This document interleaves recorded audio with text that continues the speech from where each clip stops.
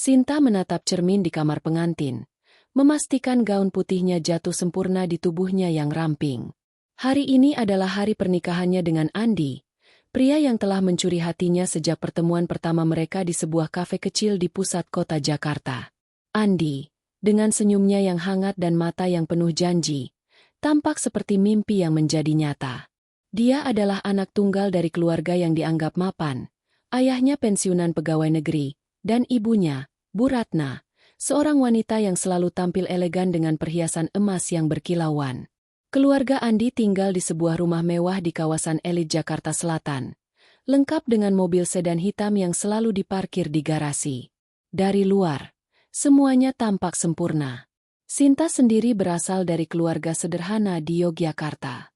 Ayahnya seorang guru sekolah dasar, dan ibunya penjahit rumahan. Mereka hidup pas-pasan, tapi penuh kasih sayang. Sinta adalah anak sulung yang ambisius. Sejak kecil, dia sudah belajar keras, meraih beasiswa untuk kuliah di Universitas Indonesia, jurusan manajemen bisnis. Setelah lulus, dia memulai karirnya di sebuah perusahaan startup teknologi, dan dalam waktu singkat, dia mendirikan bisnisnya sendiri, sebuah perusahaan e-commerce yang fokus pada produk kecantikan organik. Bisnisnya berkembang pesat, membawa pendapatan yang stabil dan bahkan surplus yang cukup untuk membantunya membeli apartemen kecil di pinggiran Jakarta. Tapi Sinta selalu rendah hati.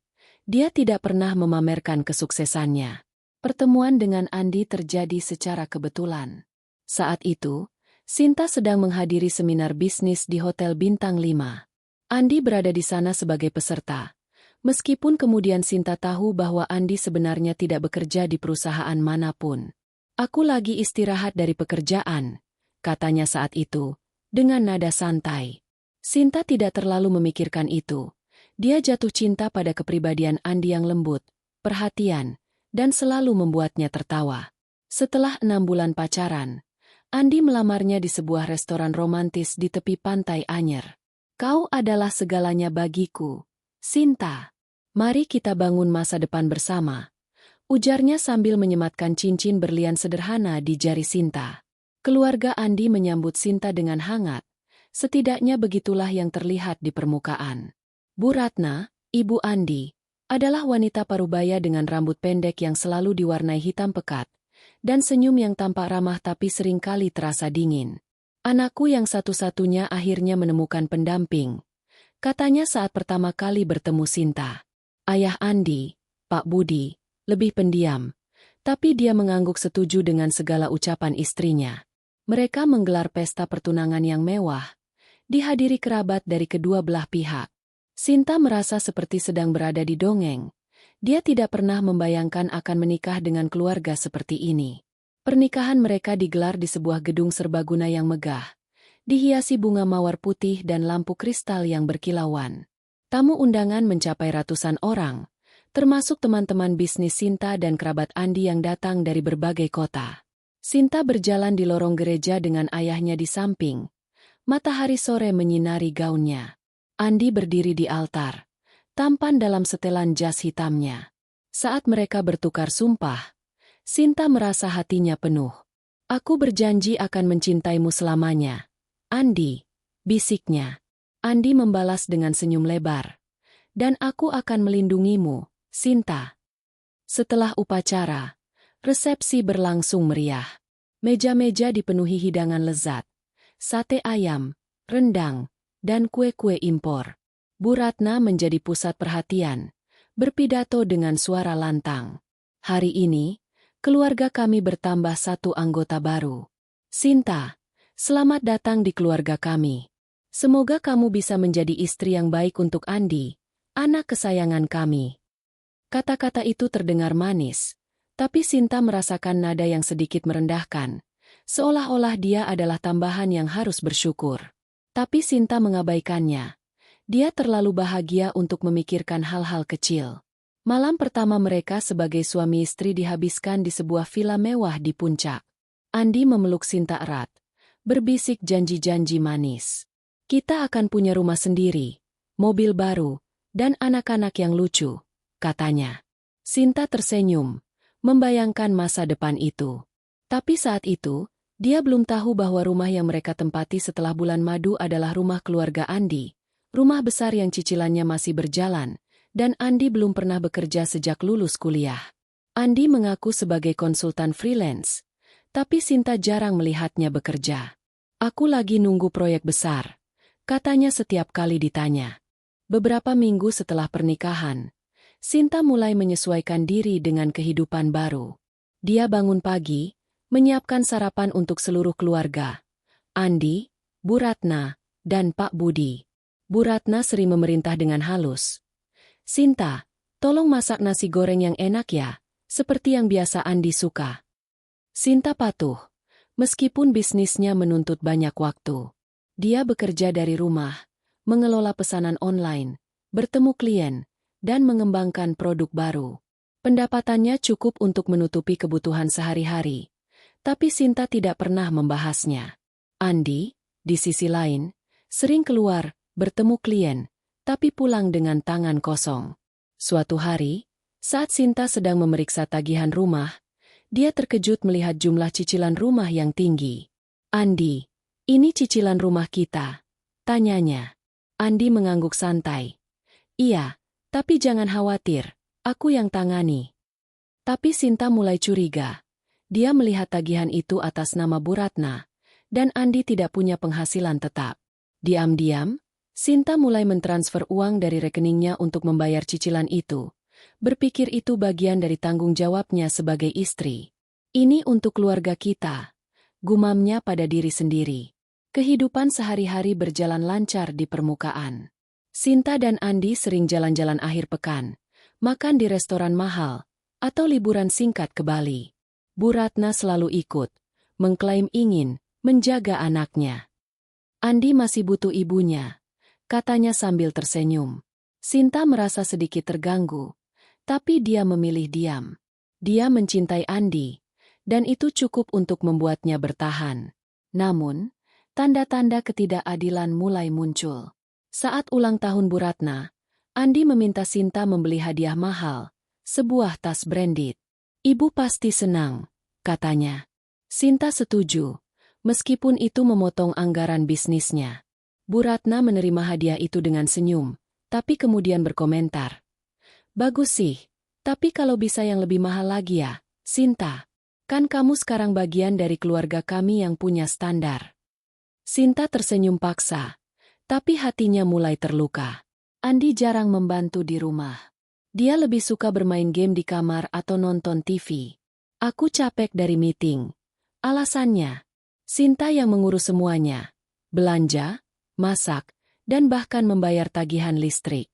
Pak Budi, ayah Andi, pensiun dini karena sakit ringan, dan pensiunannya tidak cukup untuk gaya hidup mereka. Sinta mulai menyadari bahwa keluarga ini bergantung pada harta yang sebenarnya tidak ada. Tapi dia tetap diam, berpikir cinta akan mengubah segalanya. Suatu malam, saat mereka tidur, Andi memeluk Sinta. Kamu istri terbaik, sayang. Aku beruntung punya kamu.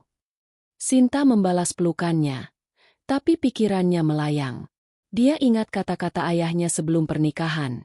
Pastikan kamu bahagia, nak. Jangan biarkan siapapun merendahkanmu.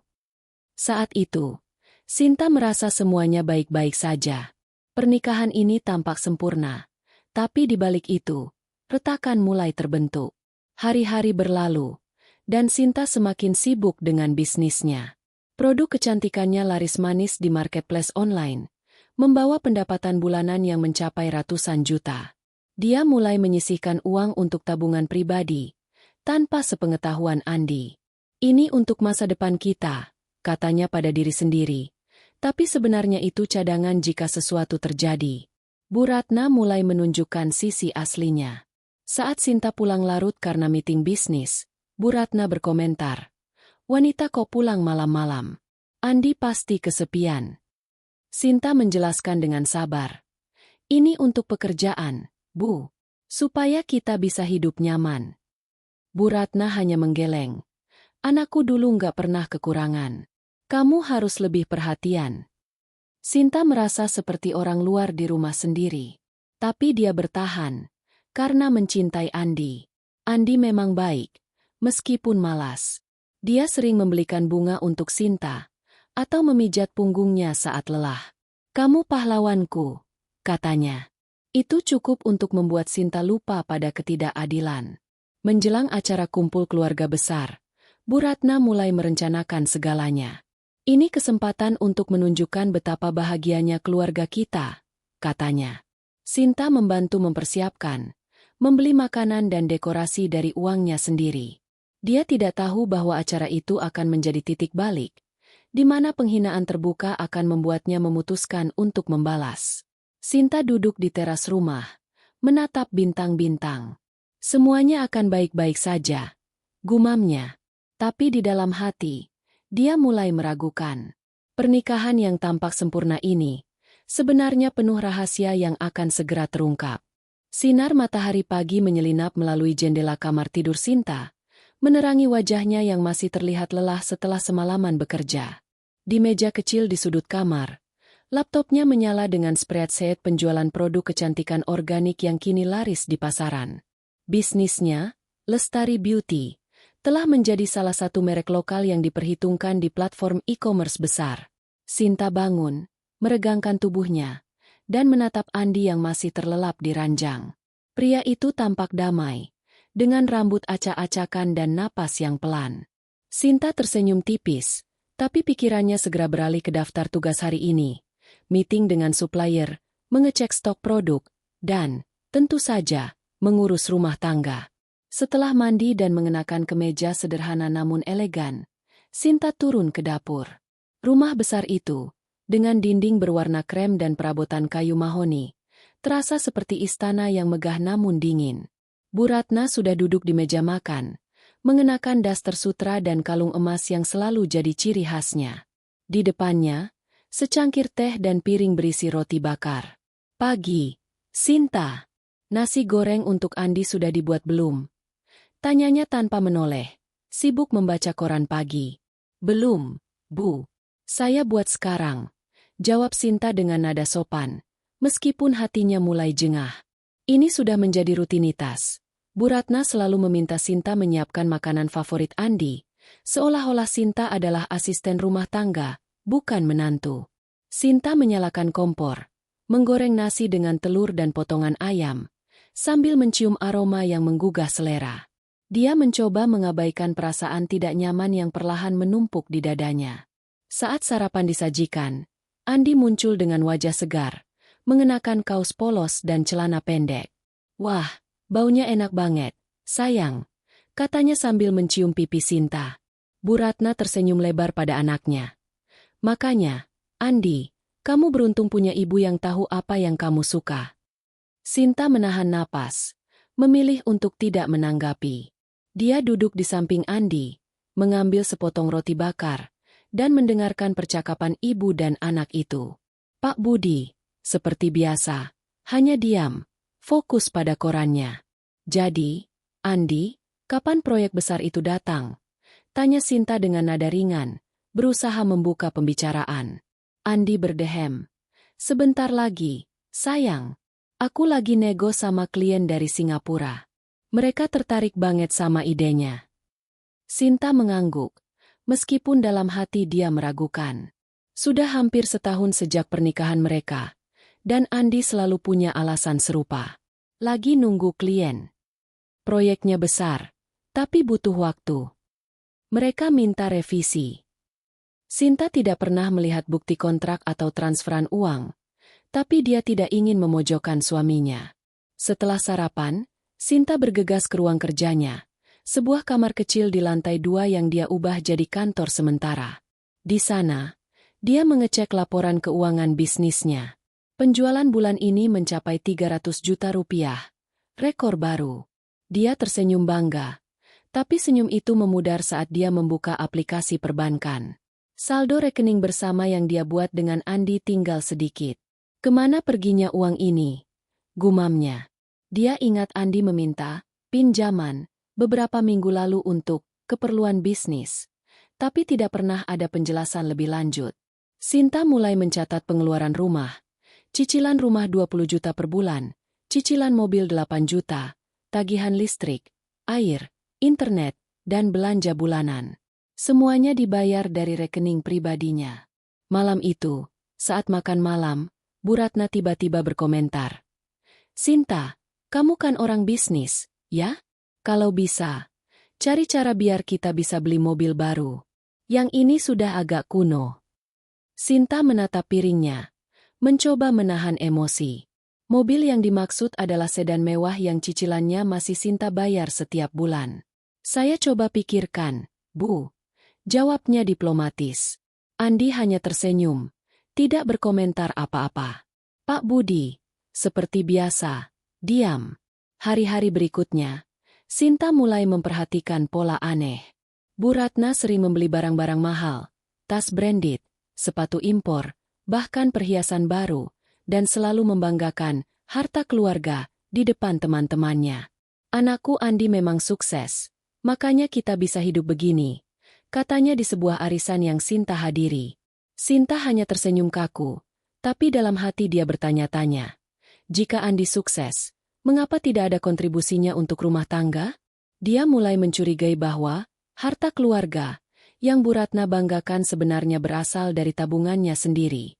Suatu sore, saat Sinta sedang memeriksa dokumen di ruang kerja, dia menemukan tumpukan tagihan lama di laci meja Andi. Ada surat dari bank yang menyatakan cicilan rumah tertunggak sebelum Sinta mulai membayarnya. Ada juga bukti transfer dari rekening Sinta ke rekening Bu Ratna, yang ternyata digunakan untuk membeli perhiasan. Sinta merasa dadanya sesak. Dia mulai menghubungkan titik-titik. Andi tidak bekerja, dan keluarga ini hidup dari penghasilannya. Tapi Bu Ratna selalu memperlakukannya seolah-olah dia tidak cukup baik. Malam itu, Sinta mencoba berbicara dengan Andi. Mereka duduk di sofa ruang tamu, hanya berdua. "Andi, aku lihat tagihan rumah kita lumayan besar. Kamu yakin proyekmu segera selesai? Aku cuma khawatir," katanya dengan hati-hati. Andi mengelus tangan Sinta. "Tenang, sayang. Aku lagi urus. Kamu nggak perlu pikirin ini. Fokus aja sama bisnis kamu." Sinta ingin mempercayainya, tapi ada rasa tidak nyaman yang terus menggerogoti hatinya. Keesokan harinya, Sinta menghubungi teman lamanya, Rika, seorang akuntan yang juga sahabat kuliahnya. "Rik, aku butuh saran. Aku rasa aku yang bayar semua kebutuhan rumah. Tapi suamiku bilang dia lagi kerja proyek besar. Aku nggak yakin lagi."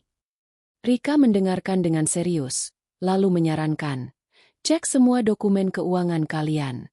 Bikin catatan terpisah untuk aset pribadimu. Kalau ada yang nggak beres, kamu harus lindungi diri sendiri." Sinta mengangguk, merasa ini adalah langkah yang masuk akal. Dia mulai membuat 2 rekening terpisah. Satu untuk bisnisnya, satu lagi untuk kebutuhan pribadi.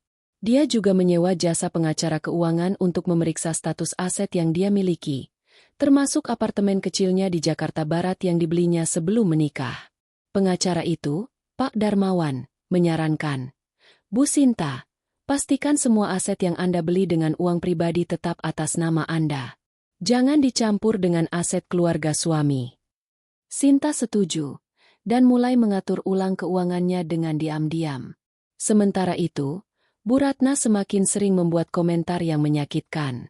Saat Sinta membawa kue buatannya ke meja makan, Bu Ratna berkata, "Lumayan, tapi kalau beli di toko kue yang mahal pasti lebih enak. Andi kan suka yang mewah."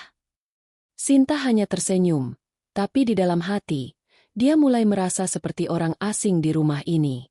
Dia teringat kata-kata ayahnya, "Jangan biarkan siapapun merendahkanmu." Tapi dia masih mencintai Andi, dan demi cinta itu, dia memilih diam. Suatu hari, saat Sinta sedang bekerja, Bu Ratna masuk ke ruang kerjanya tanpa mengetuk. "Sinta, aku mau ke dokter mata. Katanya ada katarak ringan. Kamu bisa bayarin, kan? Andi bilang kamu lagi banyak duit." Sinta terkejut dengan nada santai itu, tapi dia mengangguk. "Baik, Bu. Berapa biayanya?" Bu Ratna menyebutkan angka yang cukup besar, dan Sinta mentransfernya tanpa bertanya lagi. Tapi setelah Bu Ratna pergi, Sinta memeriksa rekeningnya. Uang itu bukan untuk dokter, melainkan ditransfer ke toko perhiasan. Sinta merasa darahnya mendidih, tapi dia menahan diri. Malam itu, saat Andi pulang dari meeting yang entah apa, Sinta mencoba berbicara lagi. Andi, aku lihat ibu beli perhiasan lagi. Itu dari mana uangnya? Andi tampak gugup. Oh, itu hadiah dari teman ibu. Jangan khawatir. Sinta tahu Andi berbohong, tapi dia tidak ingin bertengkar.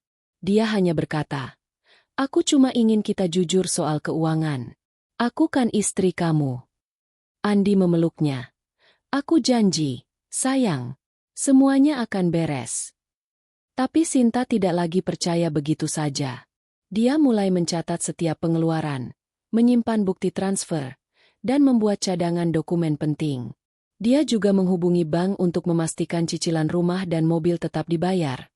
Tapi dia mulai merencanakan sesuatu. Jika mereka terus begini, aku harus punya rencana cadangan, gumamnya. Dia tidak ingin membalas dengan amarah, tapi dia tahu, suatu saat, kebenaran harus terungkap. Sinta duduk di ruang kerjanya, menatap foto pernikahannya dengan Andi. Dia masih mencintainya, tapi rahasia keluarga ini mulai terasa seperti beban. Dia tahu, di balik fasad kemewahan, ada kebohongan yang menunggu untuk diungkap. Dan Sinta, dengan kecerdasannya, mulai mempersiapkan langkah pertamanya. Cahaya lampu kristal di ruang ballroom Hotel Bintang 5 di Jakarta Selatan berkilauan, memantulkan sinar lembut pada dinding-dinding berhiaskan ornamen emas. Meja-meja bundar yang diselimuti taplak putih dipenuhi hidangan mewah, salmon panggang, daging sapi wagyu, dan aneka kue tart yang dihias dengan buah-buahan segar. Musik klasik mengalun pelan dari kuartet gesek di sudut ruangan, menciptakan suasana elegan untuk acara kumpul keluarga besar keluarga Andi. Sinta berdiri di dekat pintu masuk, mengenakan gaun navy sederhana namun anggun yang dia pilih sendiri dari koleksi butik lokal. Rambutnya disanggul rapi, dan dia tersenyum pada setiap tamu yang masuk, menyapa mereka dengan sopan. Namun, di balik senyumnya, ada ketegangan yang mulai merayap di hatinya. Acara ini adalah reuni tahunan keluarga besar dari pihak Bu Ratna, yang dihadiri oleh puluhan kerabat dari berbagai kota. Sinta telah membantu mengatur segalanya, memesan tempat, memilih menu, hingga membayar deposit dari rekening pribadinya. Bu Ratna, seperti biasa, mengambil puji syukur atas kemegahan acara ini. Keluarga kita selalu tahu cara mengadakan acara yang berkelas, katanya kepada seorang sepupu sambil memamerkan gelang emas barunya. Sinta hanya mengangguk kecil saat mendengarnya, berusaha menahan rasa kesal yang mulai menggerogoti. Dia tahu bahwa kelas yang dibanggakan itu sebagian besar dibiayai olehnya. Andi, mengenakan setelan jas abu-abu yang dibeli Sinta untuknya, tampak sibuk mengobrol dengan para tamu. Dia tertawa lepas, bercerita tentang proyek besar yang katanya sedang dikerjakan. Klien dari Singapura ini benar-benar potensial.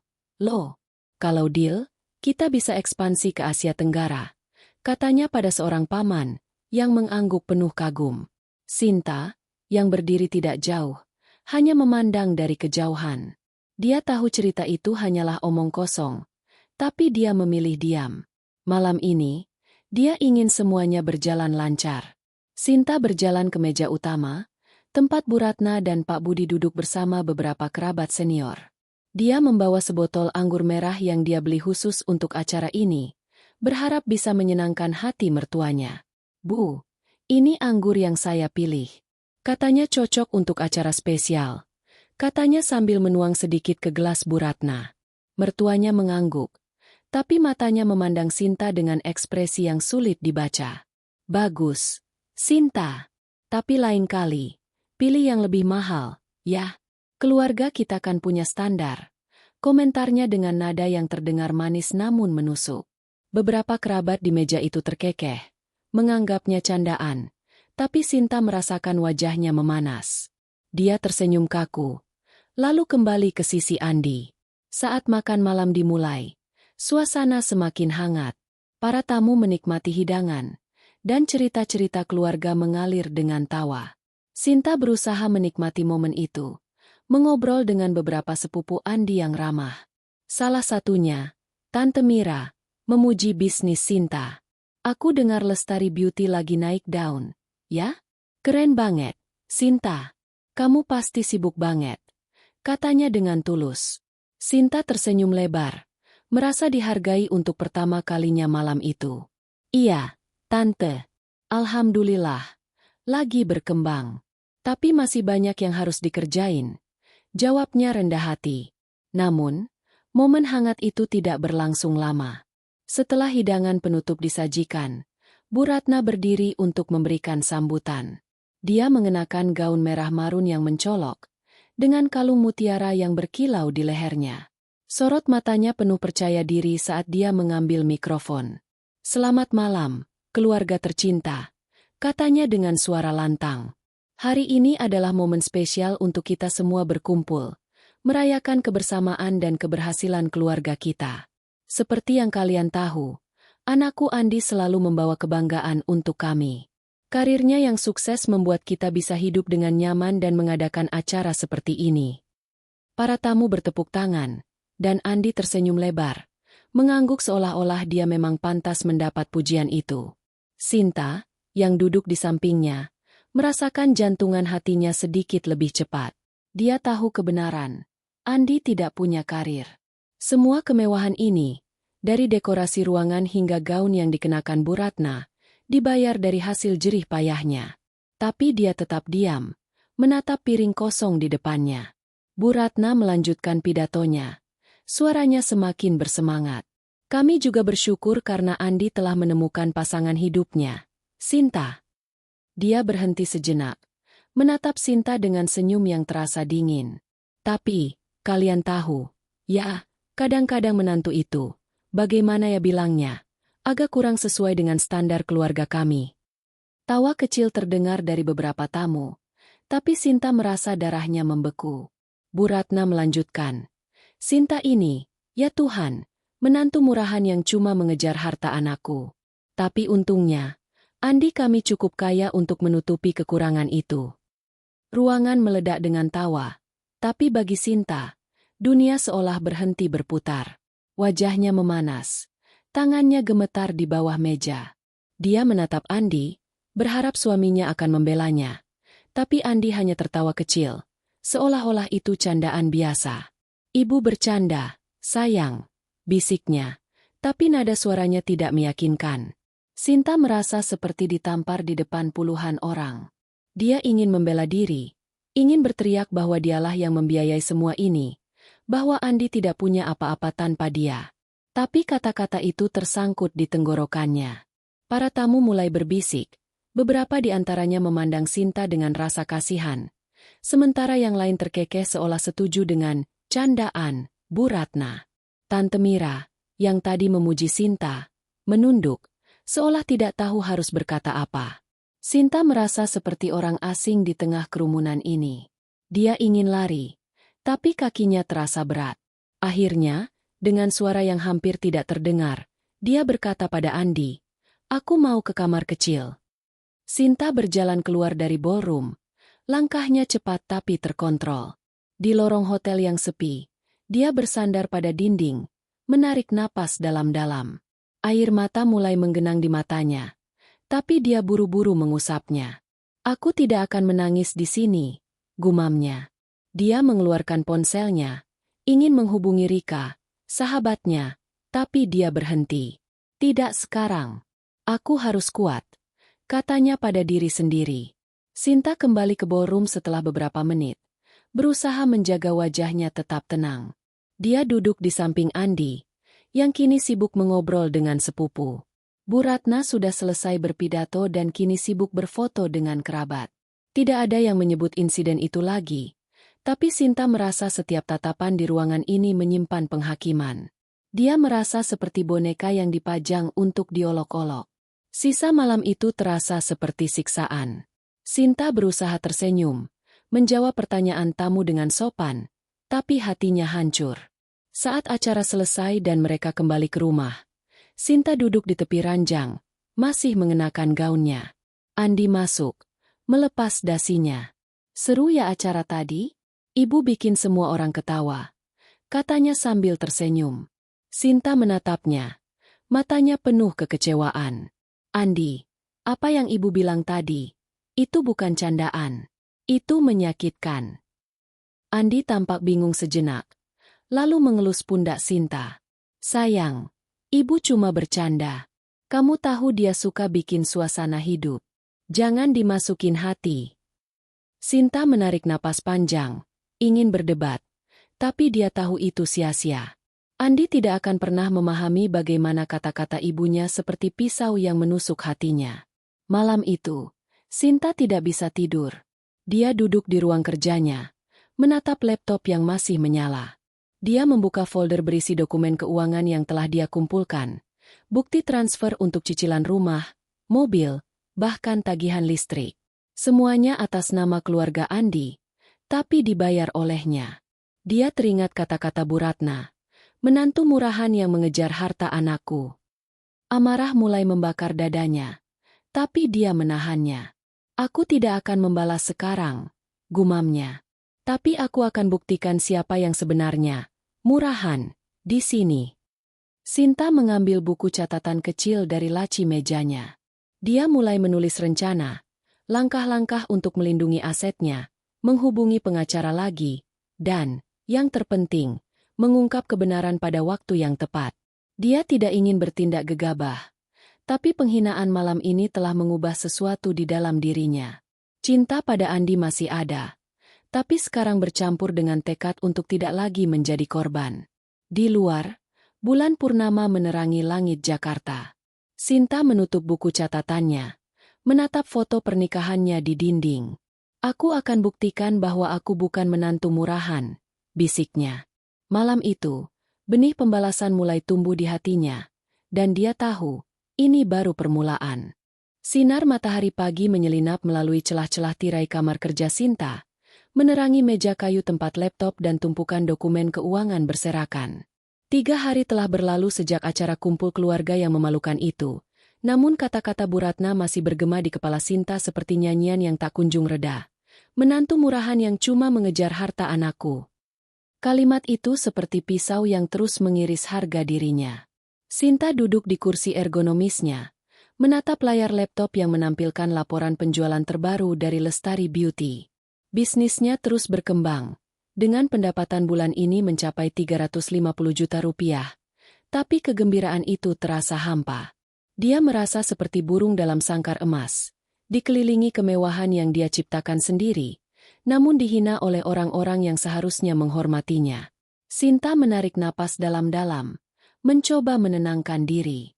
Dia tidak ingin amarah menguasainya, tapi penghinaan di depan keluarga besar telah mengubah sesuatu dalam dirinya. Cinta pada Andi masih ada, tapi kini bercampur dengan rasa kecewa dan tekad untuk tidak lagi menjadi korban. Dia membuka buku catatan kecil yang kini menjadi teman setianya.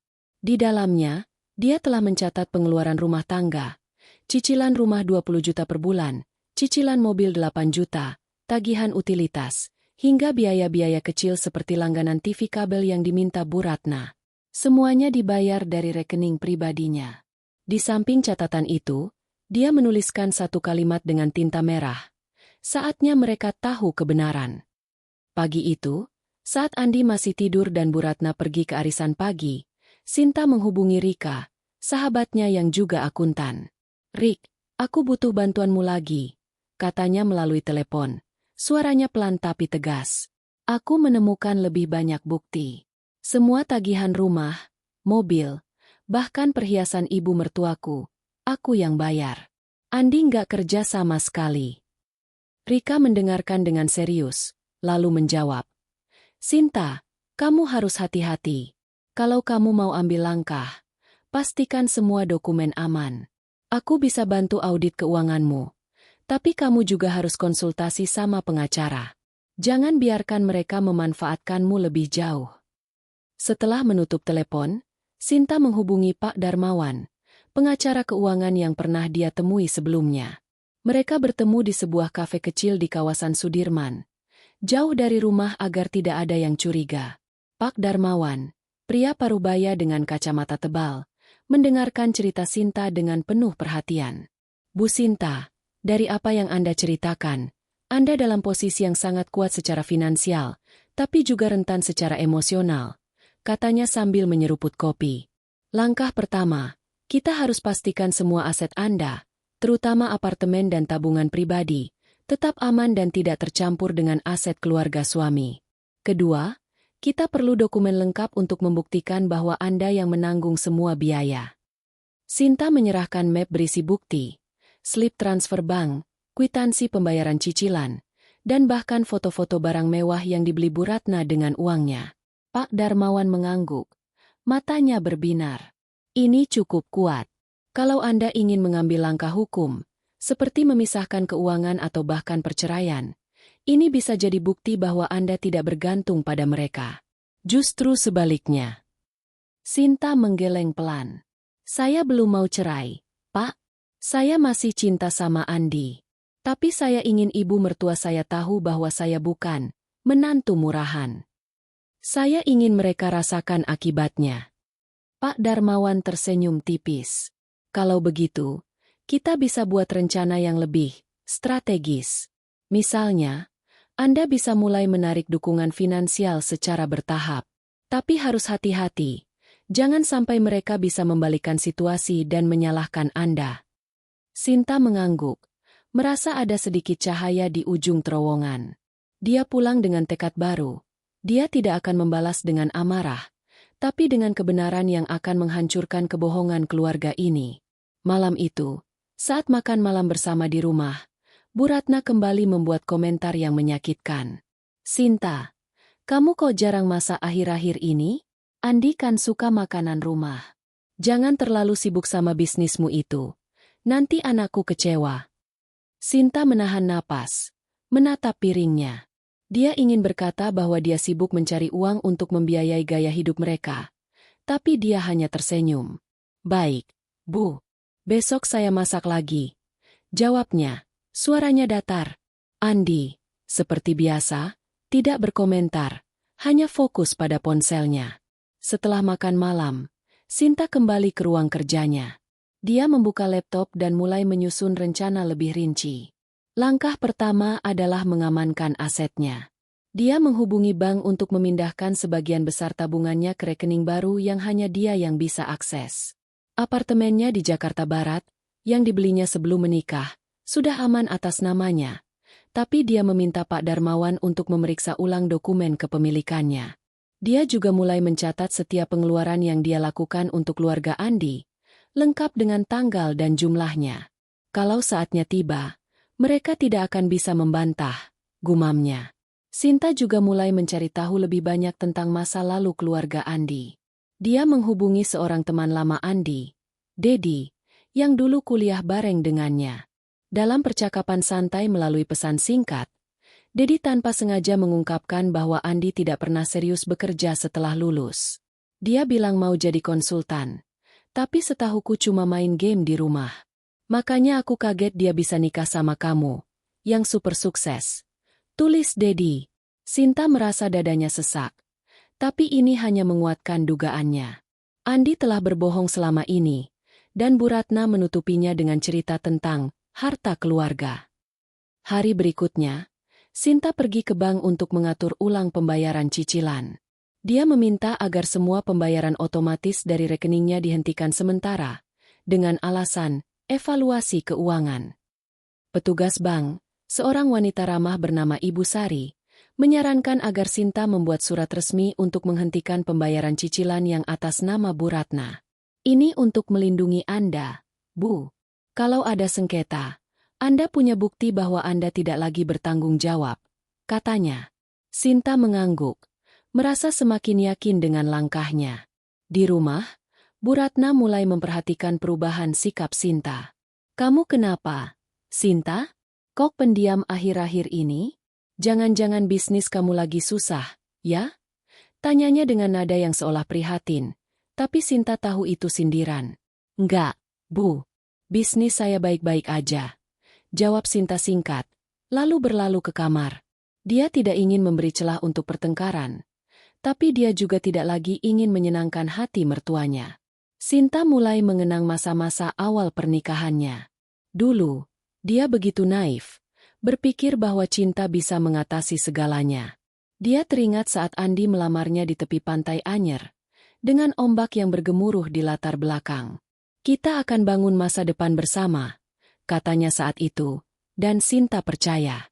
Tapi kini, dia menyadari bahwa masa depan itu dibangun di atas kebohongan. Andi tidak pernah berkontribusi apapun, dan Bu Ratna menggunakan Sinta sebagai mesin uang untuk mempertahankan gaya hidup mereka. Malam itu, Sinta duduk di teras rumah, menatap langit malam yang penuh bintang. Dia mengingat kata-kata ayahnya sebelum pernikahan. "Pastikan kamu bahagia, Nak. Jangan biarkan siapapun merendahkanmu." Dia merasa telah mengecewakan ayahnya dengan membiarkan Bu Ratna menghinanya begitu lama. Tapi kini, dia tidak akan tinggal diam. Dia membuka ponselnya dan menulis pesan untuk Rika. "Aku siap. Aku akan buat mereka tahu siapa yang sebenarnya menjaga keluarga ini." Sinta juga mulai merancang cara untuk mengungkap kebenaran tanpa harus menghadapi konfrontasi langsung. Dia ingin Bu Ratna merasakan syok yang sama seperti yang dia rasakan di acara reuni. Salah satu idenya adalah mengirim dokumen keuangan secara anonim ke Bu Ratna, lengkap dengan catatan yang menjelaskan bahwa semua kemewahan mereka berasal dari Sinta. Tapi dia tahu itu harus dilakukan dengan hati-hati, pada waktu yang tepat. Di akhir minggu, Sinta memesan makan malam spesial untuk keluarga, berpura-pura ingin merayakan keberhasilan bisnisnya. Dia ingin melihat reaksi Bu Ratna dan Andi saat suasana masih terasa normal. Saat makan malam, dia sengaja bertanya pada Andi, "Proyek Singapuramu sudah deal belum, sayang?" Andi tersedak kecil, lalu buru-buru menjawab, "Hampir, sayang. Minggu depan aku ketemu klien lagi." Bu Ratna menimpali, "Makanya, Sinta, kamu harus dukung Andi. Dia kan tulang punggung keluarga ini." Sinta tersenyum tipis, tapi di dalam hati, dia berkata, "Tunggu saja, Bu. Tulang punggung yang sebenarnya akan segera terungkap." Sinta kembali ke ruang kerjanya setelah makan malam, menyalakan lampu meja yang menerangi buku catatannya. Dia menulis satu kalimat baru, pembalasan bukan tentang amarah, tapi tentang kebenaran. Dia menutup buku itu, menatap foto pernikahannya di dinding. Cinta pada Andi masih ada, tapi kini dia tahu bahwa cinta saja tidak cukup. Dia harus melindungi dirinya sendiri, dan dia akan memastikan Bu Ratna menyesali setiap kata yang telah diucapkannya. Sinta duduk di ruang kerjanya yang kecil, diterangi lampu meja yang memancarkan cahaya lembut ketumpukan dokumen di hadapannya. Laptopnya menyala, menampilkan spreadsheet yang rapi, catatan setiap transaksi yang telah dia lakukan untuk keluarga Andi selama setahun terakhir. Dari cicilan rumah hingga tagihan listrik, dari belanja bulanan hingga perhiasan mewah yang dibeli Bu Ratna, semua tercatat dengan jelas. Di samping laptop, sebuah amplop coklat tersegel rapi, berisi salinan dokumen-dokumen itu, siap untuk dikirim secara anonim. Sinta menarik napas dalam-dalam. Jari-jarinya mengetuk meja dengan ritme pelan. Malam ini adalah malam yang telah dia rencanakan selama seminggu penuh. Malam di mana kebenaran akan mulai terungkap, meski dengan cara yang halus namun mematikan. Seminggu telah berlalu sejak Sinta bertemu dengan Pak Darmawan, pengacara keuangannya. Saran pria itu masih bergema di pikirannya. Lakukan secara strategis. Jangan konfrontasi langsung, tapi buat mereka merasakan akibatnya. Sinta telah memutuskan untuk tidak bertindak gegabah. Dia ingin Bu Ratna, mertuanya yang kejam, merasakan syok yang sama seperti yang dia rasakan saat dihina di acara reuni keluarga. Tapi dia juga ingin melakukannya dengan cerdas, tanpa kehilangan kendali atas emosinya. Amplop coklat itu adalah senjata pertamanya. Sinta telah merencanakan sebuah pertemuan keluarga malam ini, yang dia sampaikan sebagai acara kecil untuk membahas rencana keuangan keluarga.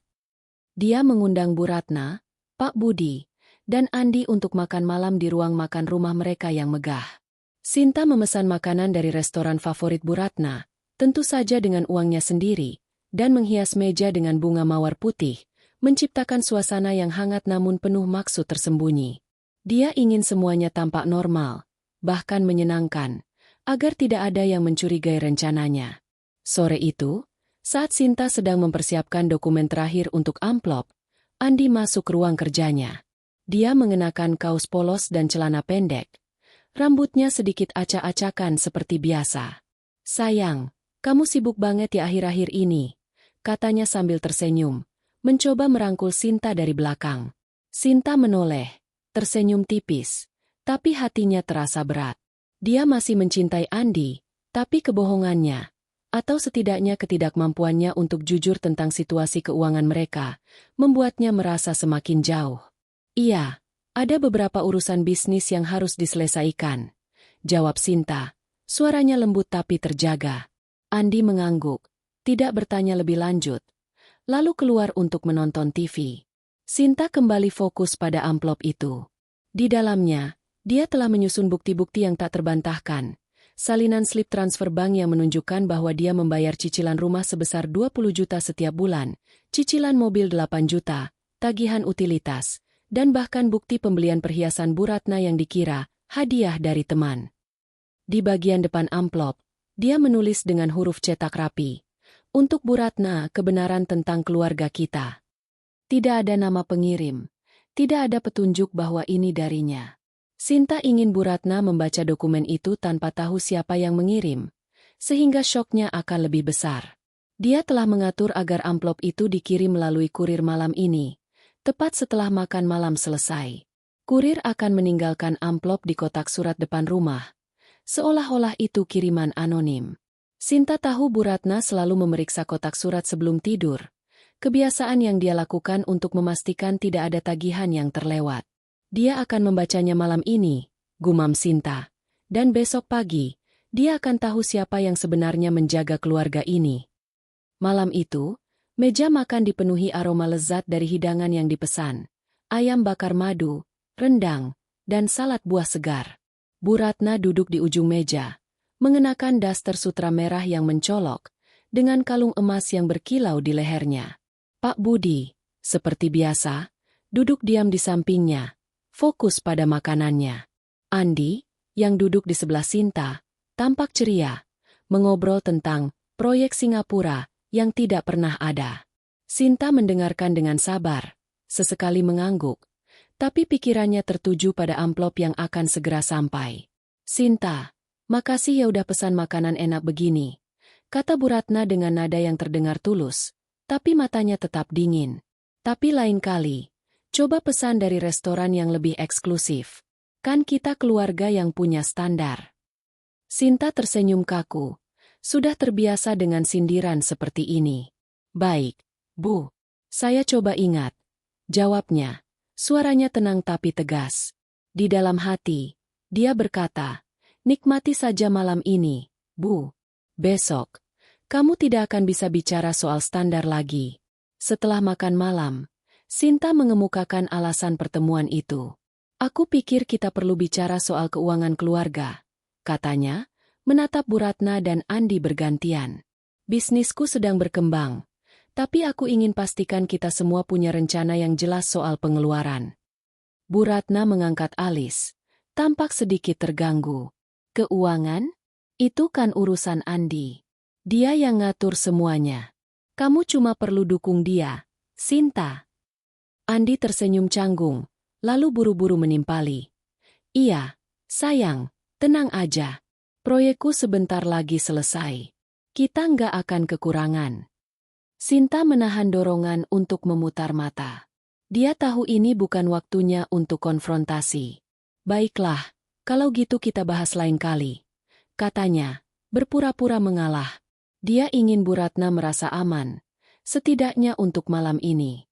Setelah makan malam selesai, Sinta membantu membersihkan meja, lalu pamit ke ruang kerjanya dengan alasan harus menyelesaikan email penting. Di sana, dia memeriksa ponselnya dan melihat pesan dari kurir. Paket sudah diletakkan di kotak surat. Jantungan Sinta bertambah cepat. Rencananya sudah dimulai. Sekitar pukul 10 malam, seperti yang Sinta prediksi, Bu Ratna berjalan ke kotak surat di depan rumah. Sinta mengintip dari jendela kamar kerja, melihat mertuanya membuka kotak surat dan mengambil amplop coklat itu. Bu Ratna mengerutkan kening, memandang amplop itu dengan curiga, lalu masuk kembali ke rumah. Sinta menahan napas, tahu bahwa dalam beberapa menit, kebenaran akan mulai menghantam. Di ruang tamu, Bu Ratna duduk di sofa, membuka amplop itu dengan hati-hati. Matanya menyipit saat membaca tulisan di depan amplop. Kebenaran tentang keluarga kita. Dia membuka lipatan kertas di dalamnya, dan wajahnya berubah dari penasaran menjadi pucat. Sinta, yang kini berdiri di ambang pintu ruang tamu, berpura-pura tidak tahu apa-apa. "Bu, ada apa? Surat dari siapa?" tanyanya dengan nada polos. Bu Ratna tidak menjawab segera. Tangannya gemetar saat membaca dokumen pertama, bukti transfer bank yang menunjukkan bahwa Sinta telah membayar cicilan rumah selama setahun terakhir. Lalu, dia melihat kwitansi pembelian perhiasan yang dia klaim sebagai hadiah dari teman. Wajahnya semakin memucat, dan dia menoleh ke Sinta dengan mata penuh kebingungan. Ini dari mana?" tanyanya, suaranya parau. Sinta mengangkat bahu, berusaha tampak bingung. "Entah dari siapa, Bu. Mungkin ada yang salah kirim." Dia berbalik, meninggalkan Bu Ratna yang kini terduduk dengan napas tersengal. Sinta tersenyum kecil di dalam hati, lalu menutup pintu kamar kerjanya. Malam itu, Sinta tidak bisa tidur. Dia duduk di tepi ranjang, mendengarkan suara langkah Bu Ratna yang mondar-mandir di ruang tamu. Dia tahu mertuanya sedang bergulat dengan kebenaran yang baru saja dia temukan, bahwa anaknya, Andi, tidak pernah bekerja, dan Sintalah yang selama ini menjaga keluarga ini tetap bertahan. Sinta tidak merasa puas. Belum. Ini baru langkah pertama. Dia ingin Bu Ratna merasakan lebih dari sekadar syok. Dia ingin mertuanya menyadari betapa keliru dia telah memperlakukan menantunya. Di luar, hujan mulai turun, menciptakan ritme pelan di atap rumah. Sinta menatap jendela, memikirkan langkah berikutnya. Dia telah menghubungi bank untuk menghentikan semua pembayaran otomatis mulai bulan depan. Cicilan rumah, mobil, dan tagihan lainnya akan segera menjadi tanggung jawab Bu Ratna dan Andi. Sinta tahu ini akan menjadi pukulan besar, tapi dia tidak lagi peduli. Dia telah memberikan segalanya untuk keluarga ini, dan kini saatnya mereka menghadapi kenyataan. Sebelum tidur, Sinta menulis di buku catatannya, "Kebenaran adalah senjata terbaik. Dan aku baru mulai." Dia menutup buku itu, mematikan lampu, dan berbaring di ranjang. Di sampingnya, Andi tidur nyenyak, tidak menyadari badai yang akan segera menghantam keluarganya. Sinta menutup mata, merasa campuran antara kepedihan dan kekuatan. Dia tahu, perjalanan ini belum selesai, tapi dia sudah siap untuk langkah berikutnya.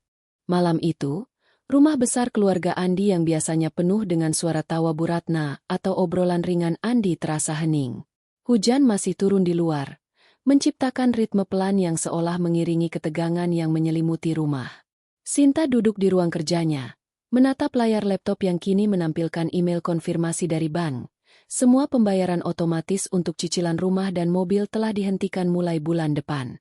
Dia telah memastikan bahwa langkah ini dilakukan secara legal, dengan surat resmi yang disiapkan bersama Pak Darmawan, pengacaranya. Namun, di dalam hatinya, ada campuran antara kepuasan dan ketidakpastian. Dia tahu apa yang akan terjadi setelah Bu Ratna membaca dokumen-dokumen dalam amplop coklat itu, tapi dia tidak yakin seberapa besar dampaknya. Di ruang tamu, Bu Ratna masih terduduk di sofa, wajahnya pucat pasi. Tumpukan kertas dari amplop coklat itu berserakan di depannya, menceritakan kebenaran yang selama ini disembunyikan, bahwa Sinta, menantu yang dia hina sebagai murahan, adalah tulang punggung finansial keluarga ini.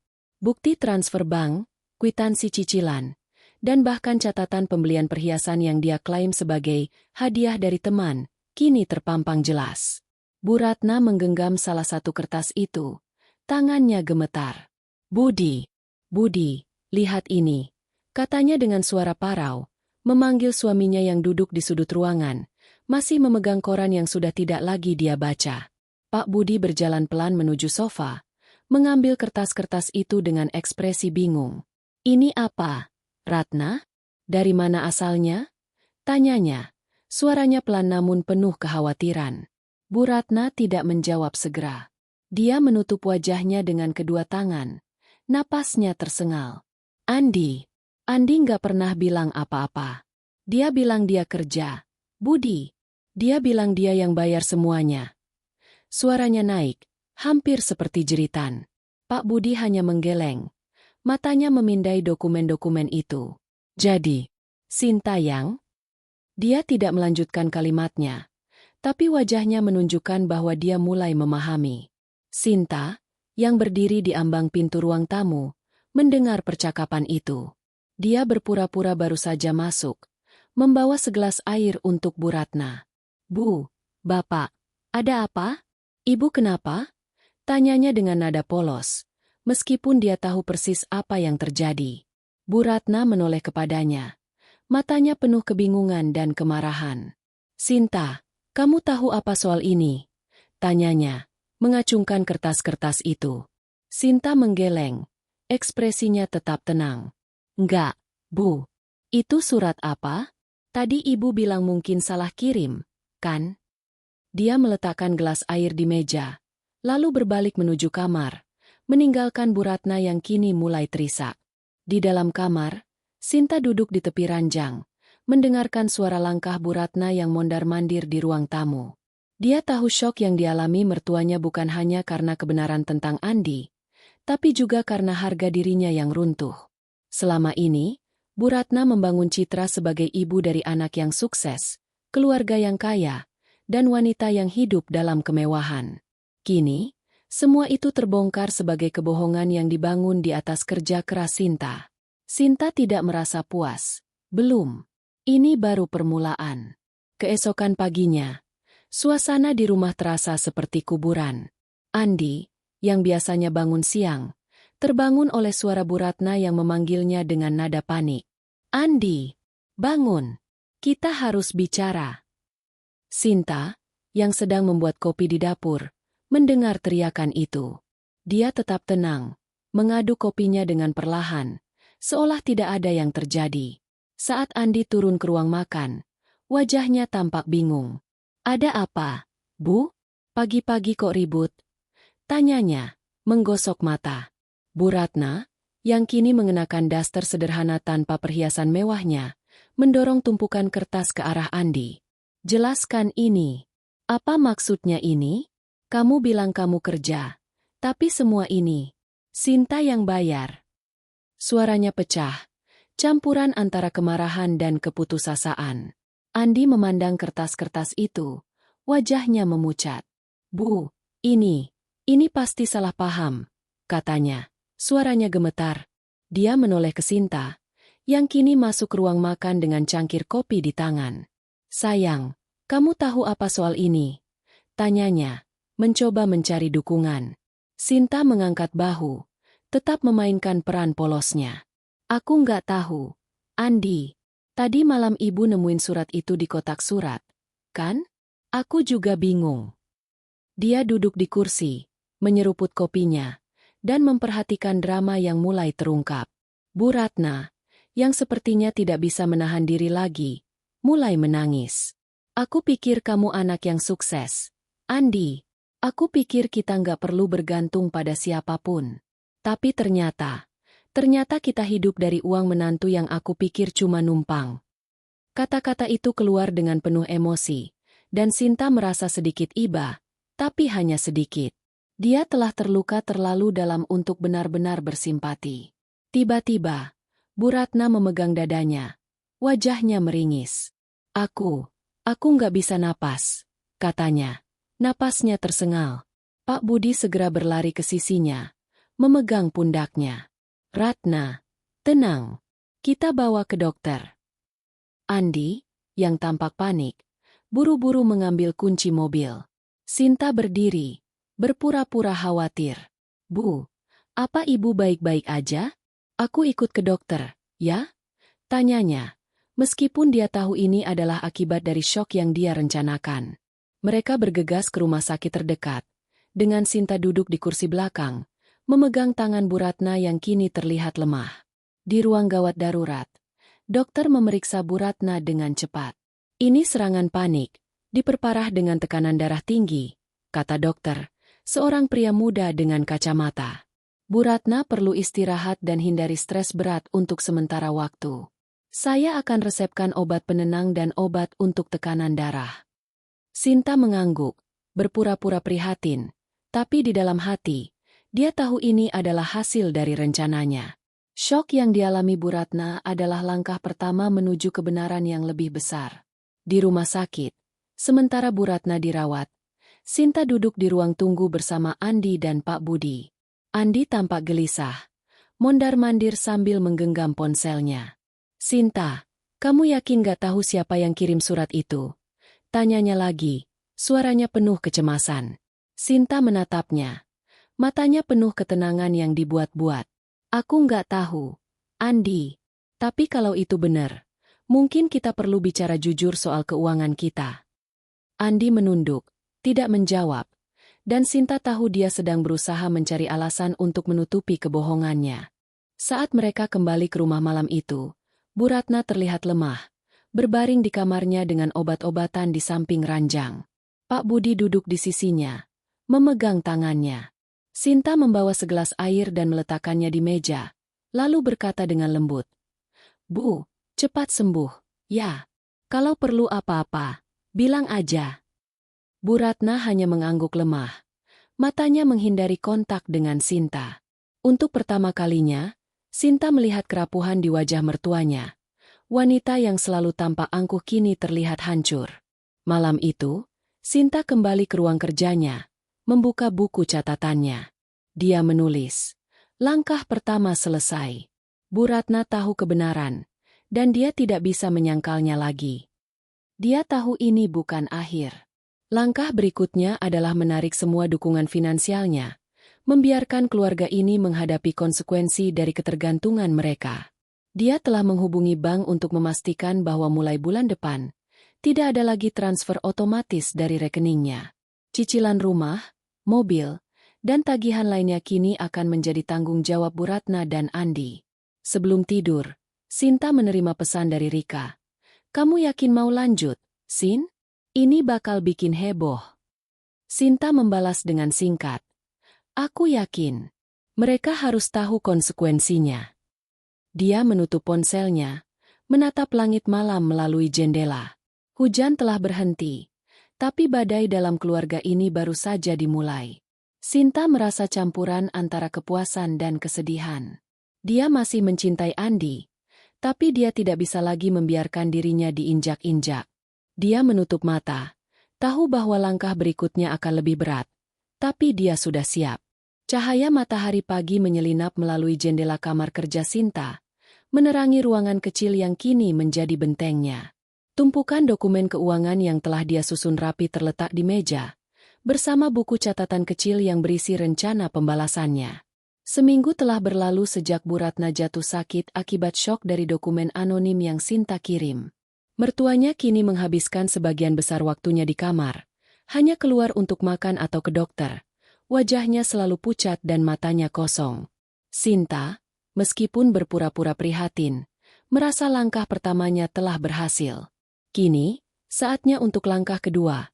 Menarik semua dukungan finansialnya dari keluarga yang telah memperlakukannya seperti orang asing. Sinta menyalakan laptopnya, memeriksa email terbaru dari bank. Sebuah pesan konfirmasi menyatakan bahwa semua pembayaran otomatis untuk cicilan rumah, mobil, dan tagihan utilitas telah resmi dihentikan. Dia telah mengirim surat resmi, seperti yang disarankan oleh Ibu Sari, petugas bank, untuk memastikan bahwa dia tidak lagi bertanggung jawab atas hutang keluarga Andi. Sinta juga telah memindahkan sebagian besar tabungannya ke rekening baru yang hanya dia yang bisa akses, menjaga asetnya tetap aman. Apartemennya di Jakarta Barat, yang dibelinya sebelum menikah, kini telah diverifikasi kepemilikannya oleh Pak Darmawan, pengacaranya. "Semua aman, Bu Sinta," kata Pak Darmawan melalui telepon kemarin.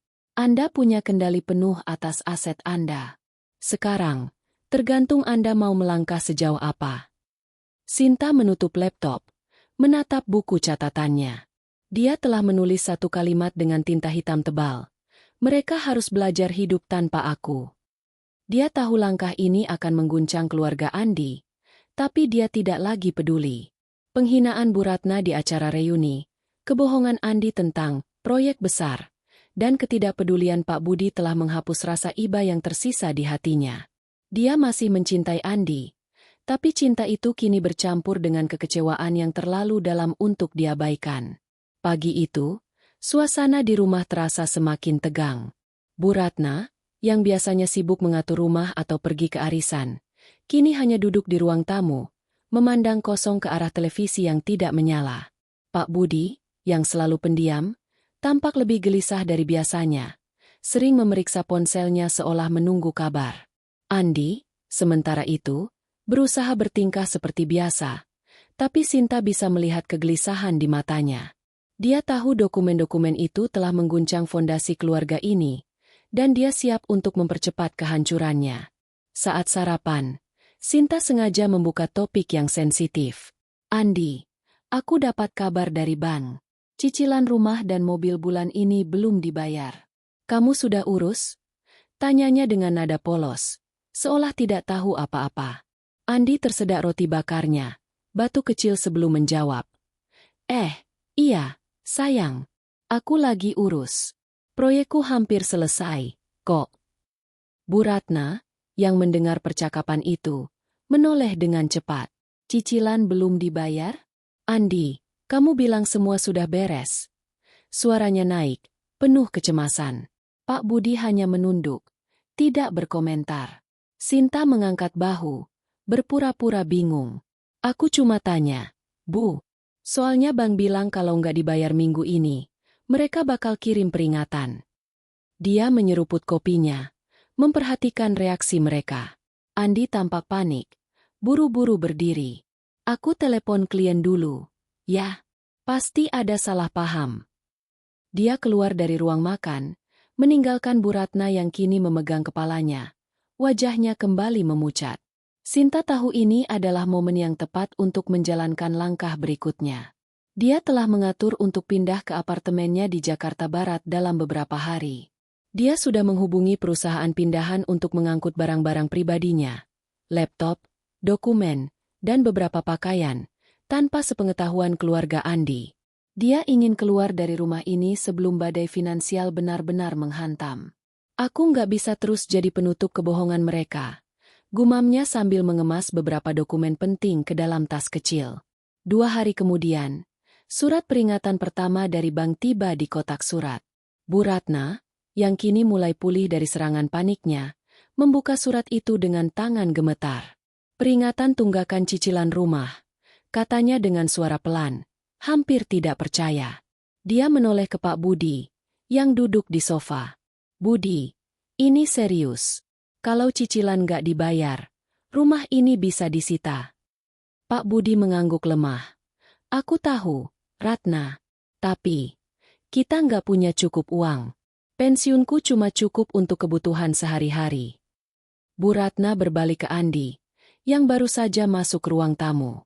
Andi, apa kamu nggak bisa lakukan sesuatu? Kamu bilang proyekmu hampir selesai. Andi tampak semakin gelisah. Menggosok-gosok tangannya. Bu, aku lagi usaha. Tapi, klien minta waktu lagi. Sinta, yang mendengar percakapan itu dari dapur, menahan senyum. Dia tahu Andi tidak punya klien, tidak punya proyek, dan tidak punya cara untuk membayar cicilan itu. Malam itu, Sinta mengemasi barang-barangnya dengan hati-hati. Dia tidak ingin ada yang tahu dia akan pindah. Dia telah memesan truk pindahan untuk datang besok pagi, saat Bu Ratna dijadwalkan pergi ke dokter dan Andi biasanya masih tidur. Pak Budi, yang jarang keluar rumah, tidak akan menjadi masalah. Sinta ingin kepergiannya menjadi kejutan, sama seperti dokumen anonim yang dia kirim. Keesokan paginya, saat truk pindahan tiba, Sinta mengawasi pekerja yang mengangkut kotak-kotak kecil berisi barang-barangnya. Dia hanya membawa yang benar-benar penting. Laptop, dokumen bisnis, dan beberapa pakaian favorit. Sisanya, perabotan, dekorasi, dan barang-barang rumah tangga, dia tinggalkan. Biarkan mereka urus sendiri, gumamnya. Dia meninggalkan sepucuk surat di meja makan, ditujukan untuk Andi. Isinya singkat. Aku perlu waktu sendiri. Aku pindah ke apartemenku untuk sementara. Kita bicara nanti. Dia tidak menyebutkan soal cicilan atau kebohongan Andi, tapi dia tahu surat itu akan menjadi pukulan lain bagi keluarga ini. Cahaya matahari pagi menyelinap melalui jendela kamar kerja Sinta, menerangi ruangan kecil yang kini menjadi bentengnya. Tumpukan dokumen keuangan yang telah dia susun rapi terletak di meja, bersama buku catatan kecil yang berisi rencana pembalasannya. Seminggu telah berlalu sejak Bu Ratna jatuh sakit akibat syok dari dokumen anonim yang Sinta kirim. Mertuanya kini menghabiskan sebagian besar waktunya di kamar, hanya keluar untuk makan atau ke dokter. Wajahnya selalu pucat dan matanya kosong. Sinta, meskipun berpura-pura prihatin, merasa langkah pertamanya telah berhasil. Kini, saatnya untuk langkah kedua, menarik semua dukungan finansialnya dari keluarga yang telah memperlakukannya seperti orang asing. Sinta menyalakan laptopnya, memeriksa email terbaru dari bank. Sebuah pesan konfirmasi menyatakan bahwa semua pembayaran otomatis untuk cicilan rumah, mobil, dan tagihan utilitas telah resmi dihentikan. Dia telah mengirim surat resmi, seperti yang disarankan oleh Ibu Sari, petugas bank, untuk memastikan bahwa dia tidak lagi bertanggung jawab atas hutang keluarga Andi. Sinta juga telah memindahkan sebagian besar tabungannya ke rekening baru yang hanya dia yang bisa akses, menjaga asetnya tetap aman.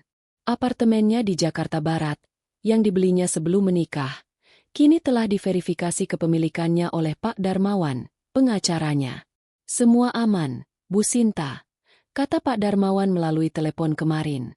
Anda punya kendali penuh atas aset Anda. Sekarang, tergantung Anda mau melangkah sejauh apa. Sinta menutup laptop, menatap buku catatannya.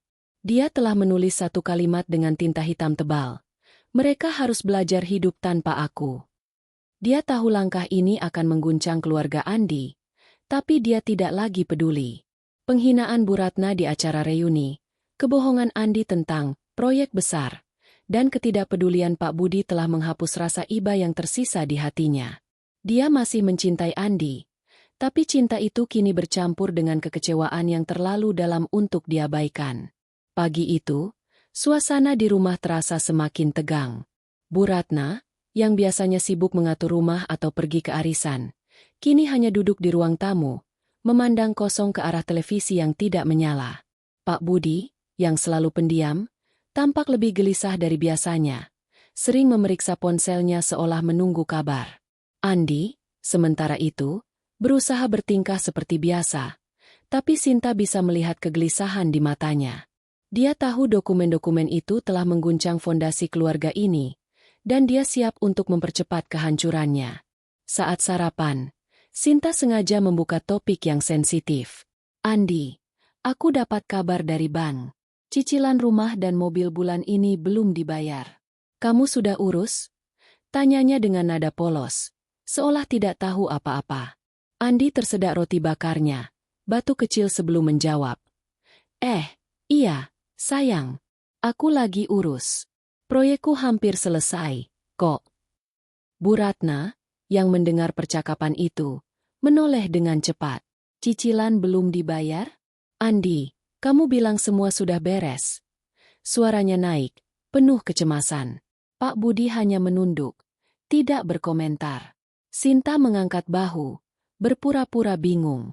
Aku cuma tanya, Bu, soalnya bank bilang kalau nggak dibayar minggu ini, mereka bakal kirim peringatan.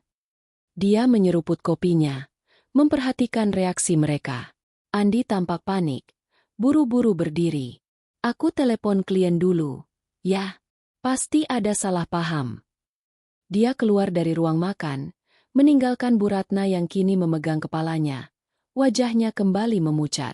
Sinta tahu ini adalah momen yang tepat untuk menjalankan langkah berikutnya.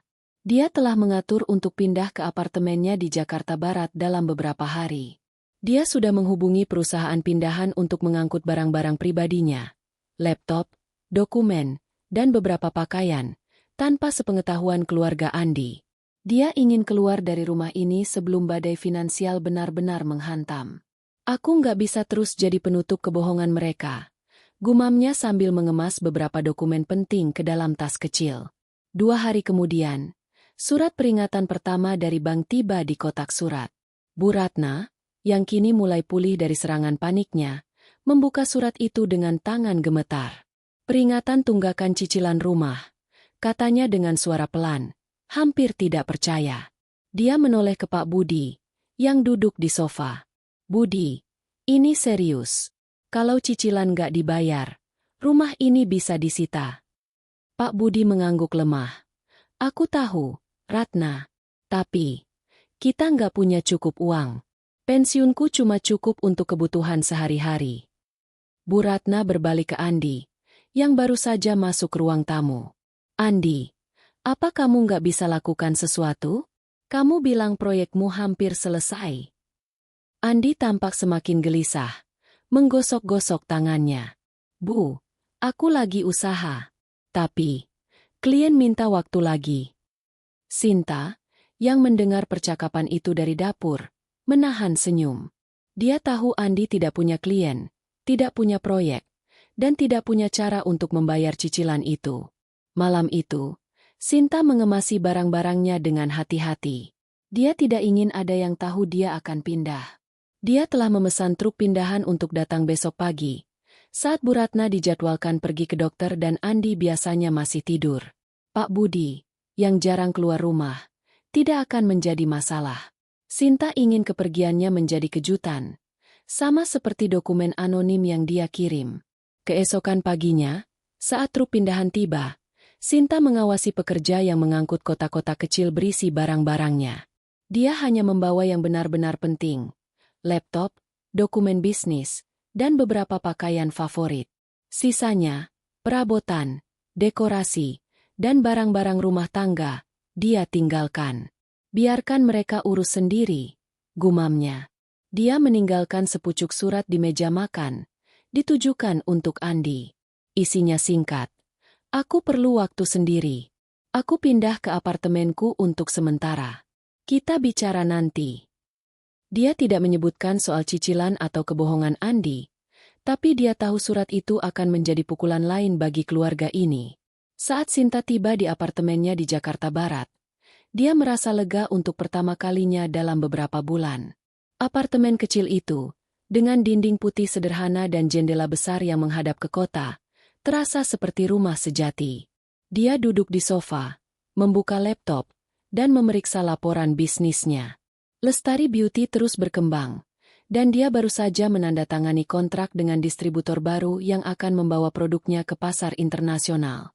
Ini hidupku, katanya pada diri sendiri, dan aku tidak akan membiarkan siapapun mengambilnya dariku.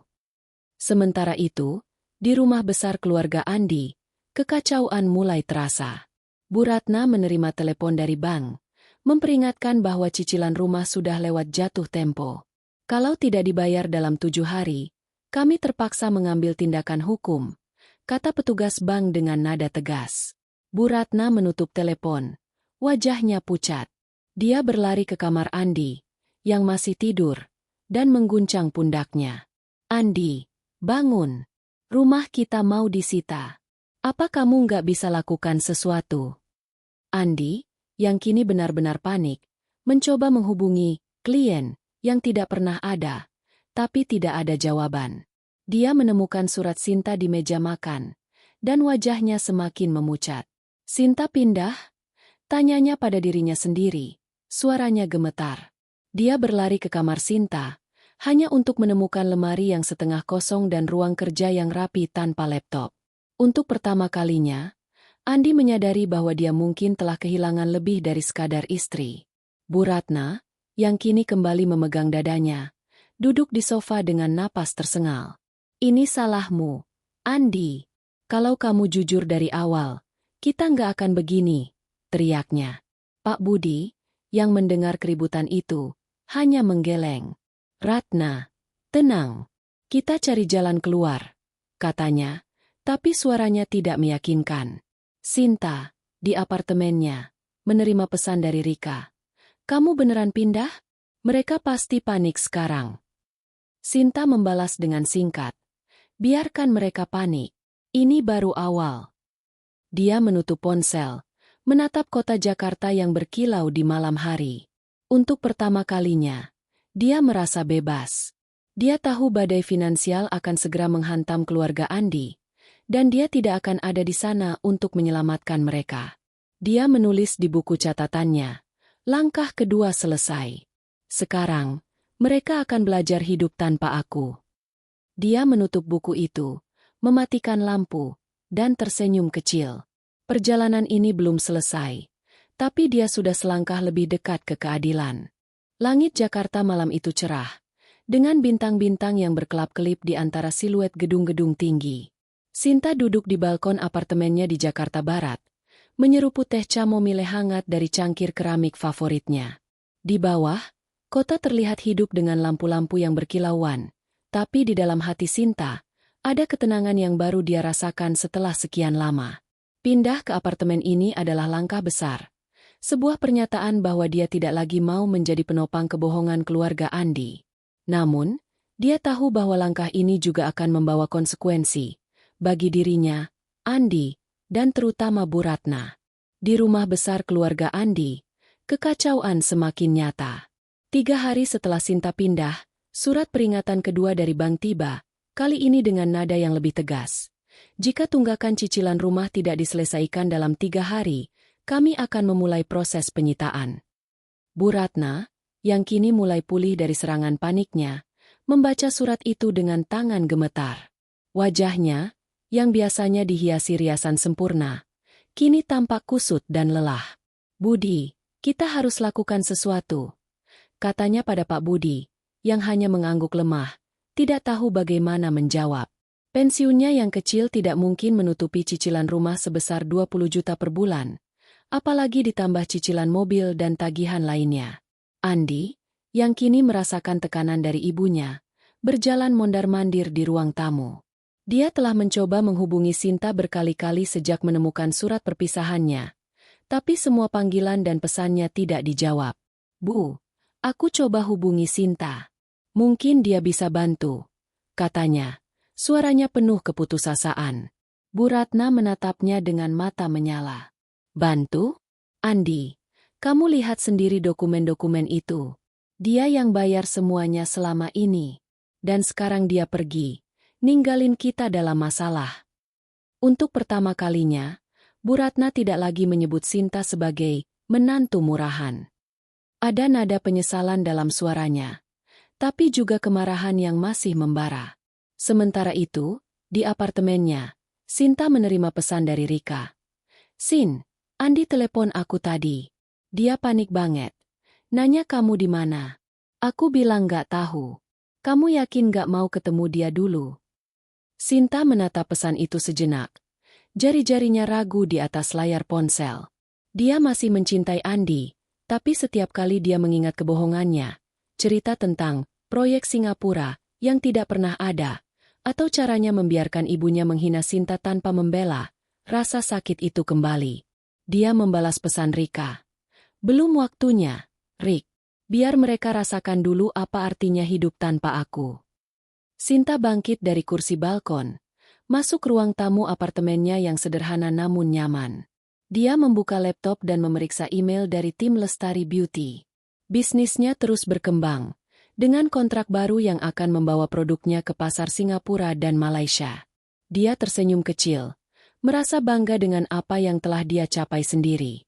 Tapi di balik kepuasan itu, ada sedikit rasa bersalah. Dia tahu keputusannya untuk menarik dukungan finansial akan membuat keluarga Andi terpuruk, tapi dia juga tahu bahwa ini adalah satu-satunya cara untuk membuat mereka menghargai apa yang dia lakukan selama ini. Keesokan harinya, Sinta mendapat telepon dari Pak Darmawan. Bu Sinta, bank sudah menghubungi keluarga suami Anda.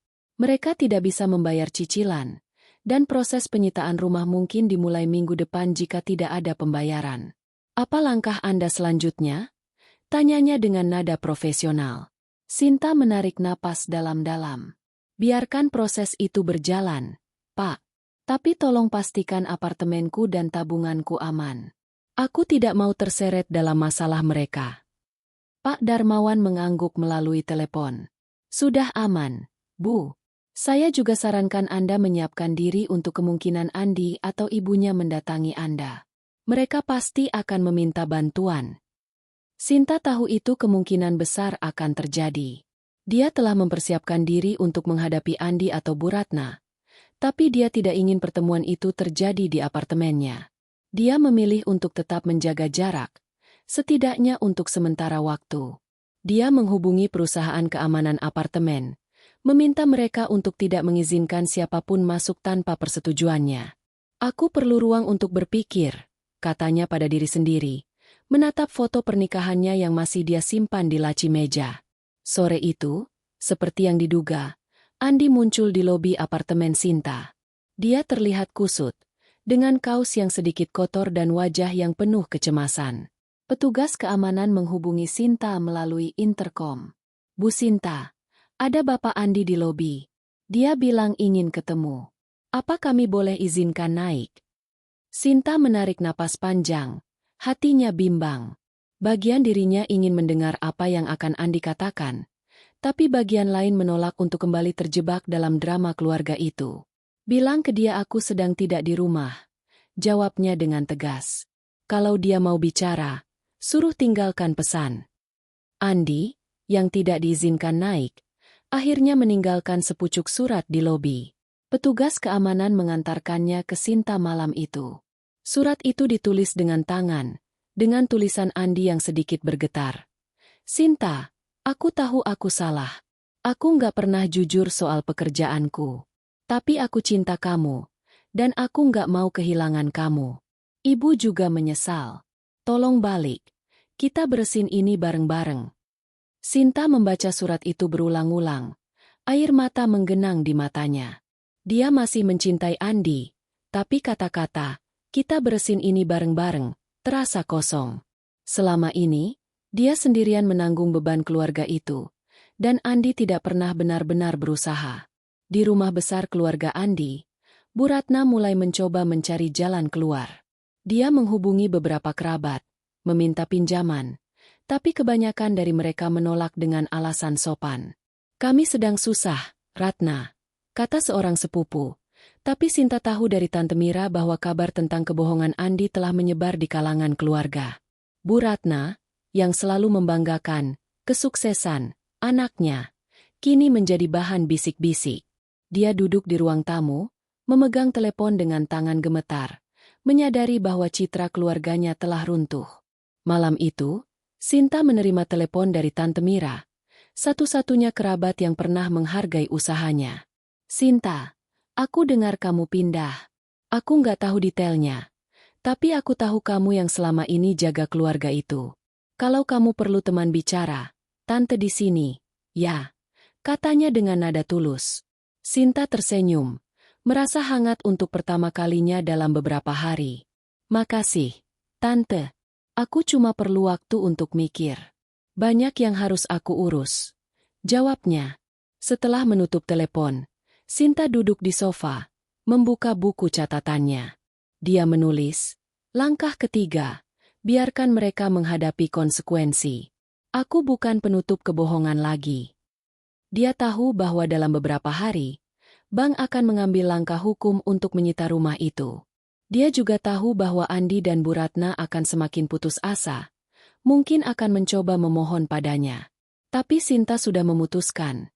Dia tidak akan kembali sampai mereka benar-benar mengakui kesalahan mereka. Sebelum tidur, Sinta memeriksa email terakhir dari tim Lestari Beauty. Mereka mengabarkan bahwa produk terbaru mereka mendapat sambutan positif di pasar internasional, dan pendapatan bulan ini diproyeksikan mencapai 400 juta rupiah. Sinta tersenyum, merasa kekuatannya kembali. Dia menutup laptop, menatap kota Jakarta yang berkilau di luar jendela. Ini hidupku, gumamnya. Dan aku akan jalani dengan caraku sendiri. Dia mematikan lampu, berbaring di ranjang, dan untuk pertama kalinya dalam beberapa bulan, dia tidur dengan tenang, tanpa beban keluarga Andi di pundaknya. Sinar matahari pagi menyelinap melalui jendela besar apartemen Sinta, menciptakan pola cahaya lembut di lantai kayu. Sinta duduk di sofa kecilnya, memegang cangkir kopi yang masih mengepul, menatap pemandangan kota Jakarta yang sibuk di bawah. Seminggu telah berlalu sejak dia pindah ke apartemennya di Jakarta Barat, Dan untuk pertama kalinya dalam waktu yang lama, dia merasa memiliki kendali atas hidupnya. Bisnisnya, Lestari Beauty, terus menunjukkan pertumbuhan yang mengesankan, dengan proyeksi pendapatan bulan ini mencapai rekor baru. Namun, di balik kesuksesan itu, ada kekosongan yang sulit diabaikan, kenangan tentang Andi dan pernikahan yang dulu dia pikir akan bertahan selamanya. Sinta membuka buku catatannya, membaca kembali catatan yang dia tulis semalam. Langkah ketiga, biarkan mereka menghadapi konsekuensi. Aku bukan penutup kebohongan lagi. Dia tahu keputusannya untuk menarik dukungan finansial telah membuat keluarga Andi panik. Surat peringatan kedua dari bank pasti telah sampai, dan proses penyitaan rumah kemungkinan besar sudah dimulai. Tapi, meskipun dia merasa berkuasa, ada bagian dari dirinya yang bertanya-tanya apakah dia telah melangkah terlalu jauh. Dia masih mencintai Andi, meskipun cinta itu kini dipenuhi luka dan kekecewaan. Pagi itu, Sinta menerima telepon dari Pak Darmawan, pengacaranya. Bu Sinta, saya dapat kabar dari bank. Keluarga suami Anda belum membayar tunggakan cicilan rumah.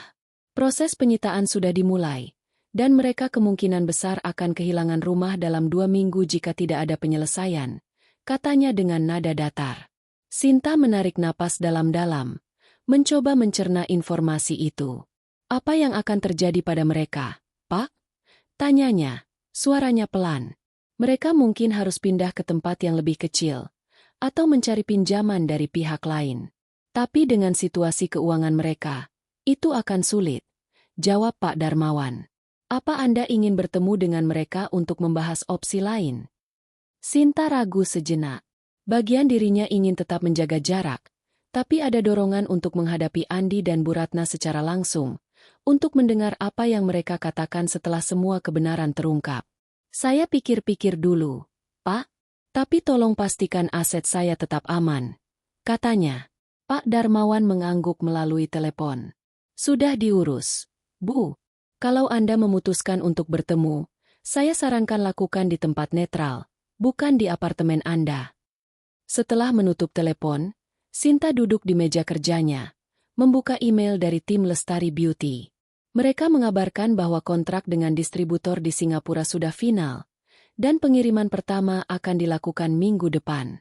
Sinta tersenyum kecil, bangga dengan pencapaiannya. Tapi pikirannya terus kembali ke surat Andi yang dia terima beberapa hari lalu. Aku tahu aku salah. Aku cinta kamu, dan aku nggak mau kehilangan kamu. Kata-kata itu terngiang di kepalanya, membuatnya bimbang. Apakah Andi benar-benar menyesal? Atau hanya panik karena kehilangan sumber keuangannya? Sore itu, Sinta memutuskan untuk pergi ke kafe kecil di Sudirman, tempat dia pernah bertemu Pak Darmawan. Dia ingin suasana netral untuk berpikir, jauh dari kenangan rumah besar keluarga Andi. Saat duduk di sudut kafe dengan latte di depannya, dia menerima pesan dari Tante Mira. Sinta, aku dengar dari sepupu bahwa rumah Andi mau disita. Bu Ratna pingsan lagi tadi pagi. Andi bilang dia mau coba ketemu kamu. Kalau kamu mau bicara, Tante bisa dampingi. Sinta menatap pesan itu. Jantungannya sedikit lebih cepat. Dia tahu saat konfrontasi itu akhirnya tiba, dan dia harus mempersiapkan diri. Malam itu, Sinta mendapat telepon dari nomor yang tidak dikenal. Dia ragu sejenak sebelum mengangkat. Halo, Sinta? Ini Andi. Suara di ujung telepon terdengar lelah dan penuh emosi. Aku tahu kamu nggak mau ketemu, tapi aku mohon, kita perlu bicara. Ibu nggak kuat lagi. Rumah kita mau disita, dan aku nggak tahu harus ngapain. Sinta diam sejenak, mencoba menahan emosinya. Andi, aku nggak bisa bicara sekarang. Kalau kamu mau ketemu, kita atur waktu dan tempat. Tapi nggak di apartemenku, katanya dengan tegas. Andi setuju untuk bertemu di kafe yang sama di Sudirman besok sore, dengan Tante Mira sebagai pendamping.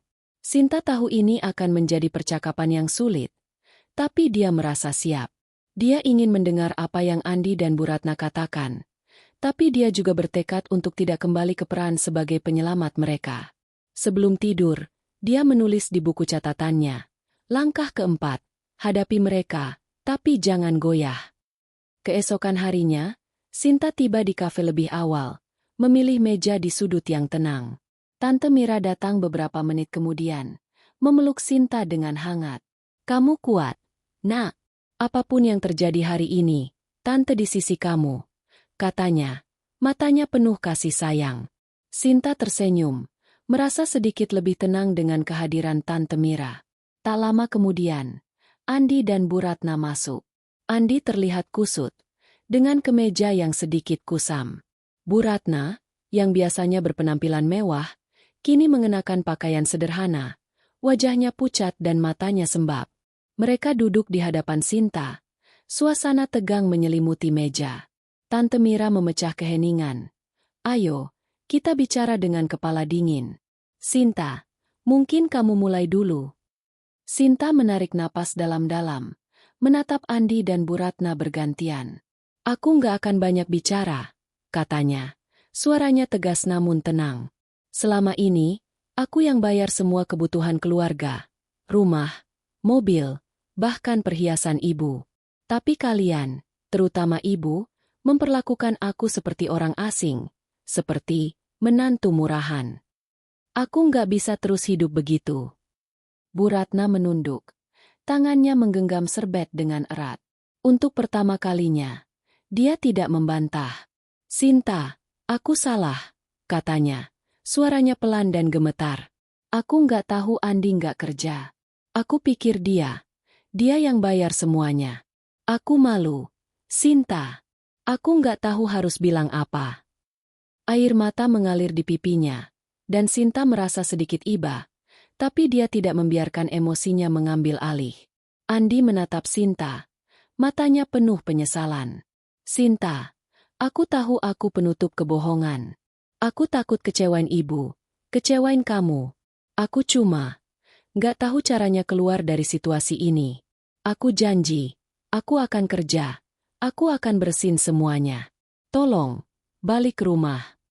Sinta menatapnya. Hatinya terasa perih. Dia ingin percaya. Tapi kata-kata Andi terasa seperti janji kosong yang sama seperti sebelumnya. "Andi, ibu, aku nggak akan balik sekarang," kata Sinta. Suaranya tetap tegas. "Kalian harus hadapi konsekuensi dari kebohongan ini. Aku sudah capek jadi penutup. Kalau kalian benar-benar menyesal, buktikan dengan perbuatan, bukan cuma kata-kata." Dia berdiri, mengambil tasnya. "Aku butuh waktu. Kalau kalian mau bicara lagi, Tante Mira tahu caranya hubungi aku." Sinta berjalan keluar dari kafe, meninggalkan Andi dan Bu Ratna yang terduduk dalam diam. Tante Mira mengangguk kecil padanya, seolah mengatakan bahwa dia bangga. Saat Sinta kembali ke apartemennya, dia merasa beban di dadanya sedikit berkurang. Konfrontasi itu tidak mudah, tapi dia merasa telah mengambil kembali kekuatannya. Dia membuka buku catatannya, menulis. Langkah keempat selesai. Sekarang, saatnya fokus pada hidupku sendiri. Malam itu, Sinta duduk di balkon, menatap langit Jakarta yang penuh bintang. Dia tahu perjalanan ini belum selesai, tapi untuk pertama kalinya, dia merasa bebas dari bayang-bayang keluarga Andi. Dia mengambil ponselnya, mengirim pesan ke Rika. "Aku baru ketemu Andi dan Bu Ratna. Aku nggak goyah. Terima kasih atas dukunganmu." Rika membalas dengan cepat. "Kamu hebat, Sin. Sekarang, jalani hidupmu." Sinta tersenyum, mematikan lampu, dan berbaring di ranjang. Dia tahu tantangan masih menanti. Mungkin Andi akan mencoba lagi. Mungkin Bu Ratna akan mencari cara lain untuk bertahan. Tapi untuk saat ini, dia merasa cukup. Dia telah mengambil langkah besar menuju kebebasan, dan dia tidak akan mundur. Cahaya bulan purnama menerangi balkon apartemen Sinta, menciptakan suasana tenang yang kontras dengan gejolak yang baru saja dia lalui. Sinta duduk di kursi rotan favoritnya, memegang secangkir teh hijau yang masih mengepul, menatap siluet kota Jakarta yang berkilau di kejauhan. Konfrontasi dengan Andi dan Bu Ratna di kafe kemarin masih terasa segar di pikirannya. Kata-kata Bu Ratna yang penuh penyesalan dan permohonan Andi untuk kembali terngiang. Tapi Sinta merasa hatinya kini lebih ringan. Dia telah mengambil keputusan untuk tidak kembali ke kehidupan lama, Setidaknya sampai dia yakin bahwa perubahan nyata telah terjadi. Pagi itu, Sinta bangun dengan semangat baru. Dia membuka laptopnya dan memeriksa laporan terbaru dari Lestari Beauty. Pengiriman pertama ke Singapura telah sukses, dan distributor di Malaysia meminta tambahan stok untuk bulan depan. Pendapatan bulan ini telah melampaui 400 juta rupiah. Angka yang membuat Sinta tersenyum lebar. Ini buah dari kerja kerasku, gumamnya, merasa bangga bahwa semua ini dia capai tanpa bergantung pada siapapun. Dia menulis email kepada timnya, memberikan arahan untuk mempercepat produksi dan menjajaki pasar baru di Thailand. Bisnisnya adalah pilar kekuatannya, dan dia bertekad untuk membawanya lebih jauh. Namun, di tengah kesibukannya, Sinta mendapat telepon dari Tante Mira. "Sinta, aku baru dengar dari sepupu. Rumah Andi resmi disita bank kemarin. Mereka pindah ke rumah kecil milik Pak Budi di pinggiran kota. Bu Ratna, katanya dia sakit lagi, tapi Andi bilang dia mulai cari kerja," kata Tante Mira dengan nada prihatin namun penuh dukungan. Sinta diam sejenak, mencerna informasi itu. Dia tahu keputusannya untuk menarik dukungan finansial telah membawa konsekuensi besar, tapi dia tidak menyesal. "Terima kasih infonya, Tante. Aku harap mereka bisa belajar dari ini," jawabnya, suaranya tenang tapi tegas. Tante Mira melanjutkan, "Andi bilang dia mau coba ketemu kamu lagi. Dia bilang dia serius mau kerja dan bikin semuanya benar. Apa kamu mau beri dia kesempatan?" Sinta menarik napas dalam-dalam.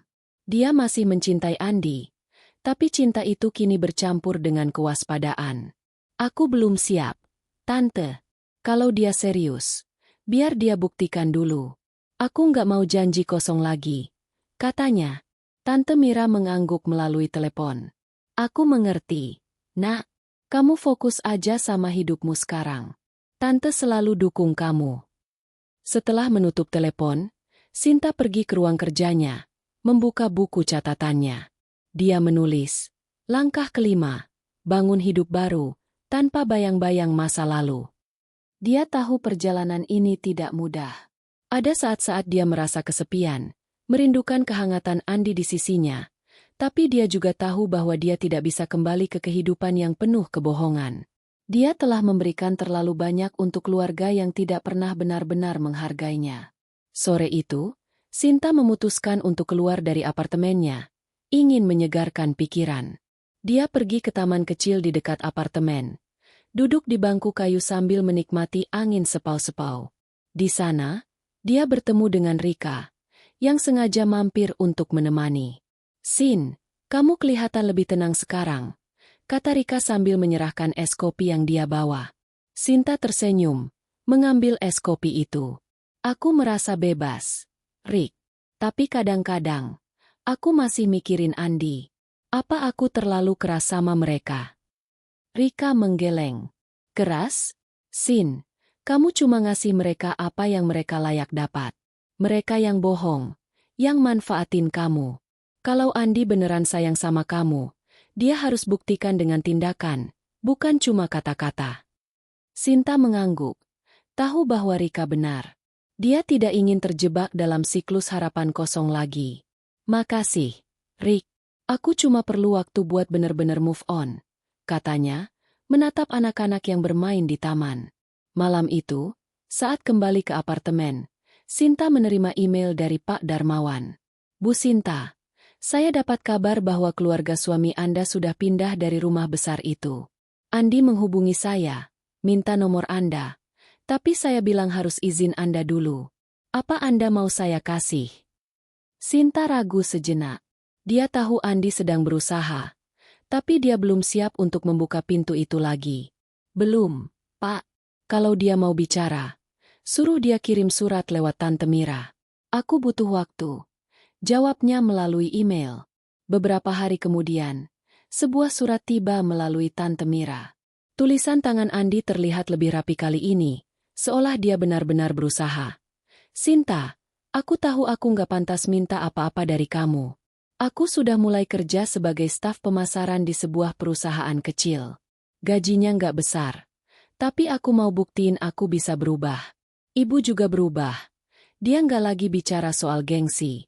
Kami tinggal di rumah kecil sekarang. Dan aku cuma mau bilang aku menyesal. Kalau kamu mau ketemu, aku tunggu kapan aja. Aku masih cinta kamu. Sinta membaca surat itu dengan hati yang bercampur aduk. Ada bagian dirinya yang ingin percaya bahwa Andi benar-benar berubah. Tapi luka dari kebohongan masa lalu masih terasa. Dia memutuskan untuk tidak menjawab surat itu sekarang. Dia menyimpannya di laci, di samping foto pernikahannya, sebagai pengingat bahwa dia pernah mencintai Andi dengan sepenuh hati, tapi kini dia harus mencintai dirinya sendiri terlebih dahulu. Hari-hari berikutnya, Sinta fokus pada bisnisnya dan membangun kehidupan baru. Dia mulai menghadiri acara networking untuk pengusaha, bertemu dengan orang-orang baru yang menginspirasi, dan bahkan mendaftar untuk kelas meditasi untuk menenangkan pikirannya. Dia juga mulai merencanakan liburan singkat ke Bali, sesuatu yang sudah lama dia inginkan tapi selalu ditunda karena kebutuhan keluarga Andi. Ini waktunya untuk aku, katanya pada diri sendiri, tersenyum saat memesan tiket pesawat. Sementara itu, di rumah kecil di pinggiran kota, Andi mulai menjalani hidup yang jauh berbeda. Dia bangun pagi untuk pergi ke kantor, sebuah pekerjaan sederhana yang tidak seglamor, proyek Singapura, yang pernah dia ceritakan. Bu Ratna, yang kini jarang keluar rumah, mulai belajar hidup sederhana, mengurus kebun kecil di halaman untuk mengisi waktu. Pak Budi, yang selalu pendiam, mulai lebih sering berbicara dengan Andi, memberikan nasihat tentang tanggung jawab. Meskipun hidup mereka jauh dari kemewahan, ada sedikit kedamaian yang mulai tumbuh di antara mereka, sebuah pengakuan bahwa mereka harus berubah. Sinta, di apartemennya, menerima pesan dari Rika. Sin, aku dengar Andi beneran kerja sekarang. Mungkin dia serius. Apa kamu mau kasih dia kesempatan? Sinta tersenyum kecil, mengetik balasan. Mungkin suatu saat, Rik. Tapi sekarang, aku mau fokus ke hidupku dulu. Terima kasih udah selalu ada. Dia menutup ponsel, menatap langit malam yang penuh bintang. Dia tahu perjalanan ini belum selesai, tapi dia merasa telah menemukan jalan baru, jalan yang dia pilih sendiri. Sebelum tidur, Sinta membuka buku catatannya, menulis, langkah kelima selesai. Aku memilih diriku sendiri, dan itu cukup untuk sekarang. Dia menutup buku itu, mematikan lampu, dan berbaring di ranjang. Untuk pertama kalinya, dia merasa bahwa masa depan adalah miliknya, dan dia siap menjalaninya dengan penuh keberanian.